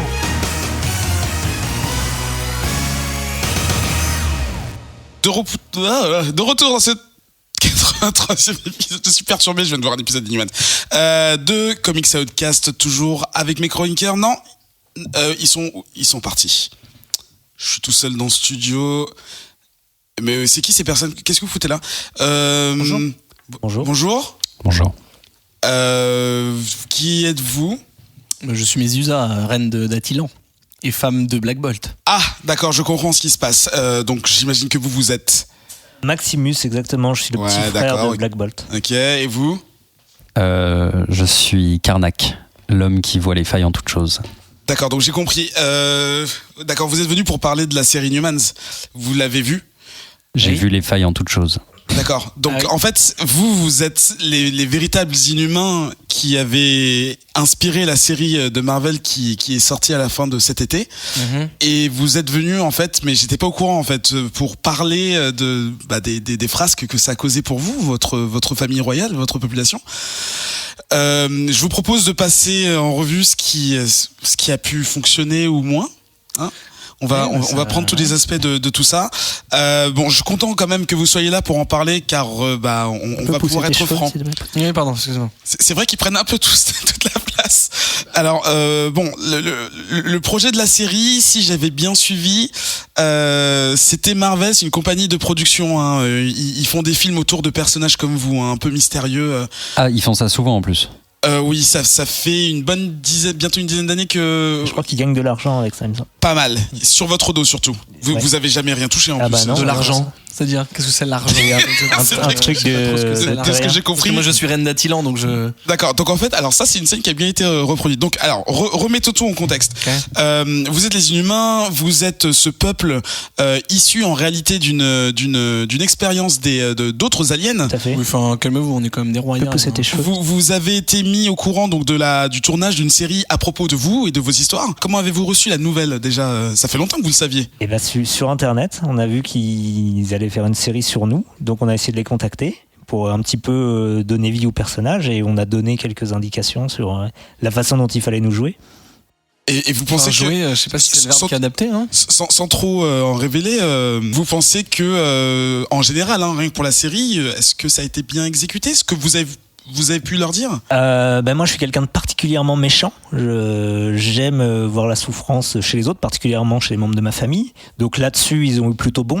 Ensuite, il y a beaucoup d'aspects sur lesquels, par souci d'économie, j'aurais fait un peu comme eux. Est-ce que c'est le bon moment d'en parler? Je sais pas. On va parler de visuellement de l'aspect. Ouah, visuellement, putain. Oh pardon, j'ai dit un gros mot. Tes cheveux. C'est bon, on est entre nous. Non mais bon, vous êtes chez moi. Tout le monde l'a vu, je suis très belle. Ce qui est très beau chez moi, ce sont mes cheveux, et je dois dire que c'est vraiment de la chiasse, c'est ça, de la chiasse. Je vous trouve très légère et vulgaire un peu alors là, madame. Ça m'a horrifié. Ça m'a horrifié de me voir la tête rasée, mais je suis très content qu'il l'ait fait parce que c'était un peu insoutenable cet effet spécial. Comment il dit sur Terre, spoil. Ouais, vous parlez anglais, c'est cool.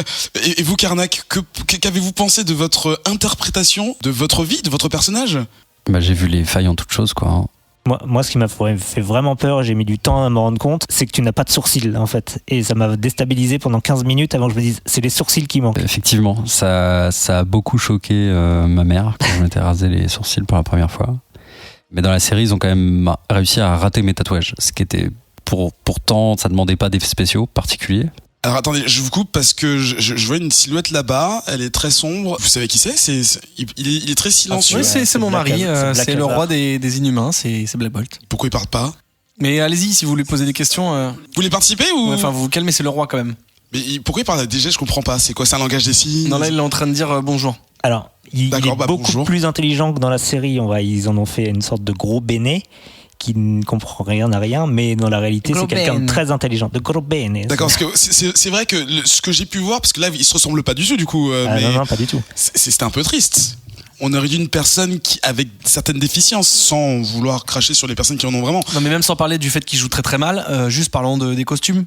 Oui, nous on est quand même assez élégants. J'avoue, vous avez la classe. C'est quoi comme matière? Ça vient pas d'ici, c'est pas de la terre. Non, vous connaissez pas. Mais donc voilà, c'est ces costumes un peu de carnaval. Non merci. Hein. Je vous trouve très très insolente. Je suis énervé. Écoutez, nous sommes une famille royale. On nous dit on va faire une histoire sur vous. Donc nous on donne tout ce qu'on peut donner parce qu'on a quand même envie que ce soit fidèle à la réalité. Et voilà, on nous donne ce truc là qui a l'air d'être juste une pièce de théâtre d'enfants en milieu scolaire. Fin d'année, oui. En fait, ils sont allés chercher. J'ai l'info. J'ai vu la faille. Ils sont allés chercher des cosplayers en fait, qui donc faisaient en fait nos personnages à Porte de Versailles, en fait à Porte de Versailles. Porte de Versailles. C'est après Saturne. C'est au sud de Paris. Ah. C'est près d'Issy-les-Moulineaux. Ah, je connais. D'Issy-les-Moulineaux, c'est à côté de Marvel-les-Moulineaux. Je connais cette ville. Nous, sur Terre, en fait, quand on a vu cette série, quand on a eu d'abord l'annonce de cette série, ou même du projet du film, hein, parce qu'à la base, si on avait bien compris, ça aurait dû être un film à la hauteur de tous les gros succès que vous n'avez donc jamais vus sur d'autres héros, mais eux qui sont bien humains et terriens. Iron Man, je connais. Captain America, on connaît. Hulk, ce genre de personnages. Et eux, ils sont contents de ce qui se passe? Écoutez, on les a eu en début d'émission. Hulk, on s'en fout. D'accord. Mais apparemment, ce que ces personnages réalisent au cinéma fait gagner beaucoup d'argent. Là, j'ai pas l'impression que l'argent était quelque chose qui était un souci à la base, mais clairement, je pense que vous avez rien utilisé. Enfin, en tout cas, les gens qui vous ont joué. La personne qui est responsable de cette série, c'est son métier, elle est connue pour ça. Alors, si je regarde son CV, parce que moi, je l'ai exécuté quand même. Hein. Elle est passée récemment derrière la caméra pour réaliser l'histoire d'un autre humain avec des pouvoirs qui s'appelait Iron Fist. Qui, parmi les terriens, en tout cas les fans de ce genre de production, n'ont pas été complètement emballés. Et c'est vrai que la nouvelle, l'annonce de sa participation à ce projet de votre vie et ce documentaire sur vous, on a surpris beaucoup. Et le résultat a été ce qu'il a été. Je pense que on a une des raisons, une des sources. Oui, et je me demandais, vous auriez dû passer au cinéma, et puis je sais pas, apparemment, ils ont dit, non, en fait, un projet télé, ça pourrait le faire. Et en fait, ils ont à peu près. Ils ne respectent pas, en fait. J'ai pas l'impression, non. Je pense qu'ils ont vu l'opportunité chez des aliens qui ont l'air sympas et un peu mystérieux, et qui pourraient remplacer d'autres personnes avec des pouvoirs. Mais on n'a pas envie d'être sympa, nous. On a envie d'être tel quel. Enfin, je veux dire qu'on nous illustre comme on est. Par exemple, je prends Gorgon, par exemple. Notre chef militaire. Votre mèche est dans mon nez. Oui, calmez-vous. C'est vous qui êtes dans mes cheveux, pas l'inverse. Gorgon, par exemple, il était très énervé de voir qu'on lui a mis des pieds de vache dégueulasses et que dès qu'il met des bottes un peu montantes, en fait, il a des pieds d'humain, alors que c'est pas du tout un humain. Donc, alors qu'en général, Gorgon, on le voit venir avec ses gros sabots. C'est ça. Mais en plus, ce qui est ridicule dans cet épisode 3... Ah, tu connais les numéros des... Ah j'ai vu les... on vient de la regarder. J'ai vu les 3 premiers épisodes. Ok, très bien. C'est que il a tenu au courant tout le monde que c'était un inhumain. Il va se battre contre des inhumains, mais il met quand même ses bottes. Bien sûr. Peut-être qu'il avait froid au sabot. Alors, ou chaud justement sur le sable. Je vais peut-être me faire l'avocat du diable, mais c'est mon rôle aussi de méchant. L'avocat de Méphisto. Moi, je comprends les économies qui ont été faites. On est dans une série, il faut dépenser $1 est $1. Si on peut mettre des bottes pour économiser en sabots. Où ont été mis les dollars ? Eh les dollars, ils sont mis dans les vacances à Hawaï. Dans les vacances à Hawaï. Dans les poches des... Moi, je suis désolé, mais le prends pas mal. Tes cheveux sont très beaux, mais ils sont très difficiles à rendre avec un ordinateur. Moi, si je devais faire une série, je les raserai le plus tôt possible. Mais non, mais dans ces cas-là, on fait pas une série si on n'a pas les moyens de faire une série ou un film ou quoi. Mais dans ce cas-là, on fait aucune série. Si. Je suis désolé, on prend pas un sujet aussi grande ampleur que nous, la famille royale et toute notre race, si c'est pour faire un pauvre truc. On est d'accord. Vous pensez que Medusa, vous pensez que vous méritez que la grandeur et que de passer par le petit écran, c'est pas quelque chose. Le rapport entre notre potentiel en termes d'épopée, en termes d'action, en termes de choses un peu épiques, le gouffre entre ce qu'on vaut vraiment et ce qu'ils ont montré dans cette série, c'est pitoyable. Parce que je sais pas si excusez-moi Karnak que je vous coupe la parole. Je sais pas je sais pas s'il y aura des conséquences. Parce que si je me tu l'as pas vu venir qu'il ait coupé la parole. Si je me rappelle bien, vous êtes tous nés à peu près dans les années 60. En même temps, le même jour. Vous avez vécu quand même beaucoup d'histoires et c'est vrai que l'histoire qu'on a vue était très très terrienne et puis à la base vous vivez pas sur Terre. Je dirais une histoire très terre à terre. Voilà, mais de quelle histoire on parle ? Parce que j'ai pas vraiment vu de scénario dans votre histoire là. Il se passe pas grand chose en fait. Je pense qu'il faut que tu regardes plus de séries parce que c'est l'histoire d'une série, à savoir on n'a pas trop de moyens, on va étirer nos 300-400 euros sur 2 épisodes. Et tu donnes 15 balles à un cosplayer. On est passé du dollar à l'euro là donc. Et surtout, tu donnes $10 à un cosplayer, $20 à l'autre parce qu'il fait un peu le béné. Ça dépend où est la lune. Voilà. Surtout quand t'as un groupe de super-héros et que tu sais pas trop quoi leur faire, vraiment le truc le plus simple, tu les sépares. Bien sûr. Tu sais quoi tu les sépares et puis roule ma mère. Non mais ce que je veux dire c'est que alors je suis désolé et en plus, Maximus, non taisez-vous, je suis la reine d'Attilan. On en a chié à cause de vous quand même. On en a chié à cause de vous parce que vous êtes jaloux de mon mari. Oui. Voilà. Donc bon, les frères et sœurs, on est d'accord pour dire que ma sœur c'est pas non plus. J'ai jamais vu une histoire où un frère convoitait le trône de son grand frère. On connaît. On connaît le marteau, tout ça. Tout ça pour dire que vous en avez fait chier des ronds de chapeau. Dans la série télé, on a tout de suite grillé ce qui se passait. Il nous a entourloupé dans la vraie vie, alors qu'à la télé, premier épisode, Maximus, et après, attendez, excusez-moi, votre cousin, neveu, frère, vous a déjà trahi? Maximus vous a déjà trahi, Medusa? Oui, bien sûr. Oui. Ah, donc aucune surprise, c'est-à-dire que dès la première minute, on vous voit à l'écran, en tout cas le personne qui vous.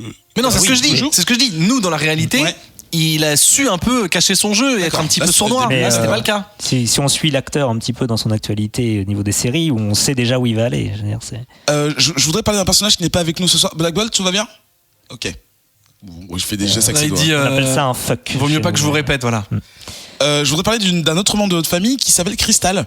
Crystal, oui, tout à fait. Oui, alors est-ce que quelqu'un peut m'expliquer, enfin parce qu'elle n'est pas avec nous, donc on n'aura pas un discours original, mais what the fuck ? What the fuck ? Alors, non mais il y a un truc avec les cheveux dans cette série. Hein. Déjà, c'est scandaleux. Et en plus, les miens étaient très bien. Oui, bien sûr. Mais uniforme en tout cas. En plus de ça, qu'est-ce qu'ils ont fait à Gueule d'Or, franchement ? Ce pauvre animal, ce pauvre chien. C'est pareil. Il ressemble à rien. Oui, en anglais si vous voulez. Un bulldog géant qui te télétransporte, ça coûte cher. Moi, dès que je peux, je te l'enferme quelque part et on n'en parle plus, on le voit plus. Mais quand on n'a pas l'argent, on fait pas les choses. Oui, mais quand tu t'es engagé à faire les choses, t'es obligé de les faire au moins cher possible. Donc là, tu caches le chien, tu coupes les cheveux. C'est pas digne de nous, je suis désolé. Je vois que Maximus, vous êtes plus partisan du on essaye quand même, peu importe les moyens. Et vous, Médusa, c'est la grandeur. Vous avez bien vu que c'est une blague depuis le départ. Au début, on nous promet un film sur écran gigantesque. Ensuite, non. Ensuite, ça va être une série. Ensuite, non. Ensuite, finalement, si. Non, faut arrêter de se moquer de nous quand même. Ce qui est terrible, c'est que les Inhumains, ça sera à tout jamais ça dans cet univers. Il y a plus de retour en arrière. C'est la conséquence terrible de l'univers partagé. C'est qu'aujourd'hui, les Inhumains, c'est ça. J'ai très peur que les gens se détournent de mon comics depuis qu'ils m'ont vu être un peu ridicule dans cette série. J'avais une question parce que les Inhumains, vous n'êtes pas les premiers que je rencontre. Il y a une série. Les premiers que je rencontre. Non, mais vous n'êtes pas si exceptionnel. Calmez-vous. Il y a une série Marvel qui a tenté le coup et d'inclure des Inhumains dans leur série. Alors, c'était peut-être quelque chose une des raisons qui a court-circuité le grand projet de cinéma, puisque la télévision a repris le concept. Ils l'ont plus ou moins abandonné à la fin de la même saison. Que pensez-vous ? Est-ce que vous pensez que c'est ça qui vous a un peu mis dans la mouise dans les années qui ont suivi ? Moi, je pense que c'est un projet maudit. C'est-à-dire qu'ils ils en avaient parlé dans une série pour préparer une plus grande épopée au cinéma, et finalement ça a foiré pour X raisons. Je pense que, comme le dit Maximus, c'est une histoire d'argent. Et c'est juste que voilà, ils essaient de se rattraper aux branches. Et quand il dit, parce que j'ai pas envie de lui donner raison, mais quand même, quand il dit quand tu t'es engagé à faire un truc, faut le faire, c'est un peu ça, sauf que maintenant faut le faire vite et faut le faire pas cher. Et du coup, c'est honteux. C'est honteux parce que c'est pas digne de nous, et on a eu tellement de grandes aventures à relater et tellement de combats épiques et tellement de rencontres folles que je comprends pas. Folle, plus loin que, pas folk, parce que c'est une musique sur votre planète, que je comprends pas pourquoi on est rabaissé au rang de nullité. Je sais qu'il peut pas me répondre et je comprends rien à ses gestes, mais comment se fait-il qu'avec la technologie que vous avez sur votre planète, la Lune donc, qui n'est pas une planète, votre mari, Médusa, ait peur d'un simple téléphone portable ? Non, je peux pas vous dire. En termes de cohérence, je suis désolé, mais même moi de loin, je trouve ça un peu bizarre, mais voilà, c'était un détail que je note. Alors que Médusa, par exemple, un distributeur de. Oui, bon, ça va, on va pas. C'est bon. Je lui ai parlé, et je pensais que c'était c'est bon, c'est bon. Ok. On a le droit à l'erreur ou pas ? Ouais. J'avoue un peu la tauron, Médusa. Mais c'est mon personnage, moi j'y suis pour rien, moi je sais ce qu'est l'argent, je veux dire, et puis en plus j'ai jamais eu la tête rasée, donc. Reine de la shame un peu, c'est ça ? Ça suffit. Assumez, madame. Assumez, madame. Et Black Bolt, c'est pareil, il a jamais vu ce que c'était que des voitures, par exemple. Ça, vous respectez. De toute façon, toi, t'as jamais aimé ton frère, t'as toujours été jaloux, et en plus, t'as pas de pouvoir. Mais Maximus, en fait, vous me ressemblez. Je connais un mec, il a une conjonctivite comme as, il peut te repasser le début de la série, alors. Médusa sait qu'il faut qu'elle retire de l'argent pour voilà. Mais alors, son cum, lui, il sait pas qu'il faut payer dans les magasins. Non, c'est le roi. Excusez-moi, Ouais. Con, quoi. Vous, Madame Médusa, Reine Médusa, je commence à vous respecter un petit peu quand même. Vous tolérez ce genre de bêtises de votre mari ? Non. Monsieur Bolt, restez où vous êtes. Merci. Tu peux l'appeler Usain. Monsieur, 2 secondes, juste. Ça, je suis pas étonné, mais c'est toi qui t'occupes de tout à la maison. Non, mais c'est pour ça. alors, juste pour les gens qui nous écoutent, faire une grosse différence entre la réalité et la fiction. C'est-à-dire que nous, on est une famille royale, on est une grandeur, on a sauvé le monde et l'univers 1 million de fois. Ne vous basez pas, c'est ce que disait Karnak, il faut pas que cette série de 1000e zone soit la vision officielle de notre race aux yeux du monde. Faut arrêter. Il faut regarder plutôt ce qui a été fait dans les livres. Monsieur Carnac ? Vous savez, je vais vous dire quelque chose quand même. Il y a un personnage qui m'a plutôt plu, c'est Mortis. Ah Oui, enfin, moi ça m'a plutôt fait rigoler quand même. fourmi. Pourquoi ? Bah, je sais ce que vaut Mortis, et quand dans la série ils font on va appeler Mortis. Oh non, pas Mortis. Donc là on se dit oh là là, peut-être qu'ils l'ont mis à sa juste valeur. Et en fait ils nous le vendent comme un truc de fou, et au final c'est qu'un petit gringalet de merde qui tire un rayon avec ses yeux. J'avoue, en tant qu'humain, minutes, il a quand même sorti les 2 meilleures vannes des 3 épisodes. Mais je vais vous poser une dernière question. Est-ce que Carnac, là, je pense, l'a assez bien exprimé. Je pense que là, c'est un peu mort pour rattraper le coup. Mais est-ce que personnellement, vous auriez espéré quelque chose de mieux ? Est-ce que vous voulez quand même que, je sais pas, dans 3 ans, ils nous ressortent une autre famille ou quelque chose comme ça ? Moi, c'est mort ? Mais c'est mort. Je pense que il devrait, toujours dans des soucis d'économie, il devrait se concentrer sur les personnages sans pouvoir. Je pense aux Surfer Troopers, qui sont des surfeurs avec des mitraillettes, hein, et qui montent dans les arbres. C'est ça. Ça coûte cher de faire du sang. Et ça, je veux dire, ça, c'est pas trop cher. Je pense qu'on devrait se concentrer sur ces personnages. Ah, les surfeurs super nationalistes qui veulent récupérer leur roi, oui. Ceux-là, ils sont ouf. Ouais. Non, mais je pense qu'on a perdu le jeu de la plus belle famille intergalactique. Hein. Maintenant, on va aller vers les gardiens de la galaxie ou ce genre de choses. Hein. Nous, c'est fini, c'est mort. Hein. Vous pensez que vous allez les croiser un jour ou... Je sais pas. J'espère. Ça pue du cul un peu. Madame la reine Médusa. Les gens nous prennent pour des clowns, donc c'est. Je pense que là, le tourisme sur la Lune, c'est foutu. Les gens ne viendront plus. Voilà, c'est fini là. Pourtant, on a un chouette Ikea. Hein.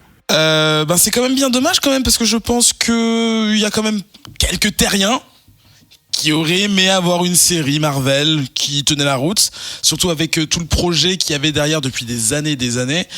En ce qui me concerne, moi je suis content de vous avoir ici quand même pour avoir pu débriefer et avoir votre ressenti, votre vécu, hein, de cette expérience qui... Moi je suis scandalisé tout simplement. Scandalisé. Je pense que je ne regarderai pas les épisodes restants parce que ça ne... Si Inhumans était sur iTunes, vous lui mettrez combien d'étoiles ? iTunes. Ah, c'est bon, je sais, j'ai vu votre petite sœur Crystal écouter avec un casque Bluetooth, certainement un Beats by Dre d'ailleurs. Alors, en fait, elle écoute, transparent. Elle écoute de l'air. On a des casques d'air. C'est des casques transparents, tu les mets sur les oreilles et tu entends l'air. Bah oui. Ah oui, on n'a pas d'iPod, on n'a pas de musique. D'accord, bon bah merci pour ça.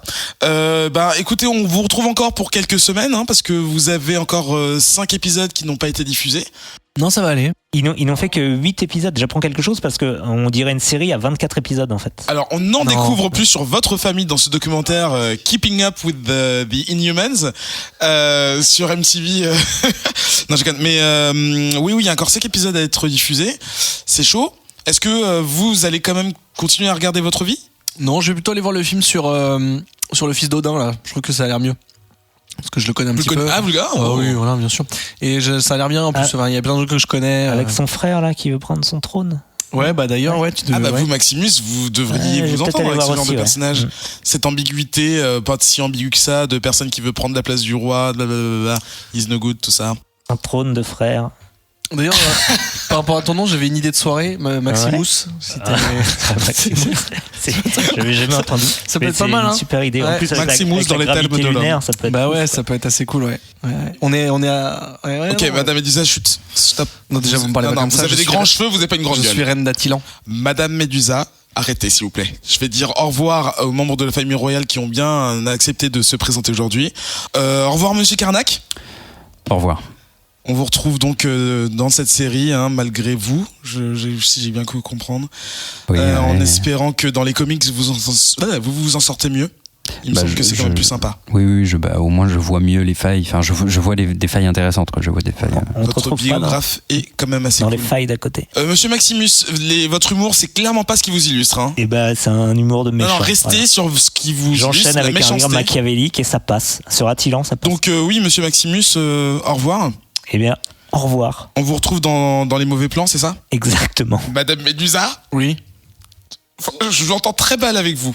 Oui, mais moi je vous entends pas tout court parce qu'en fait Black Bolt il m'a chuchoté un truc cochon et du coup j'ai le tympan qui a explosé. Du coup je vous entends qu'en audio, enfin qu'en mono, pardon. Écoutez, c'est un scandale. Je pense que toute la série est moins bien que le jeu de mots que vient de faire Maximus. Il a dit toute cette série n'est qu'arnaque et je trouve que c'est top. Et puis au revoir Black Bolt. Monsieur Black Bolt ? Au revoir.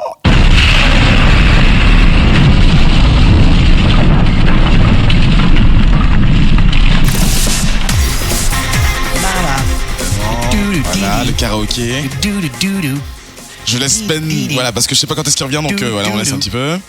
C'est la fin de l'émission. On se retrouve dans 2 semaines, le lundi 30 octobre 2017.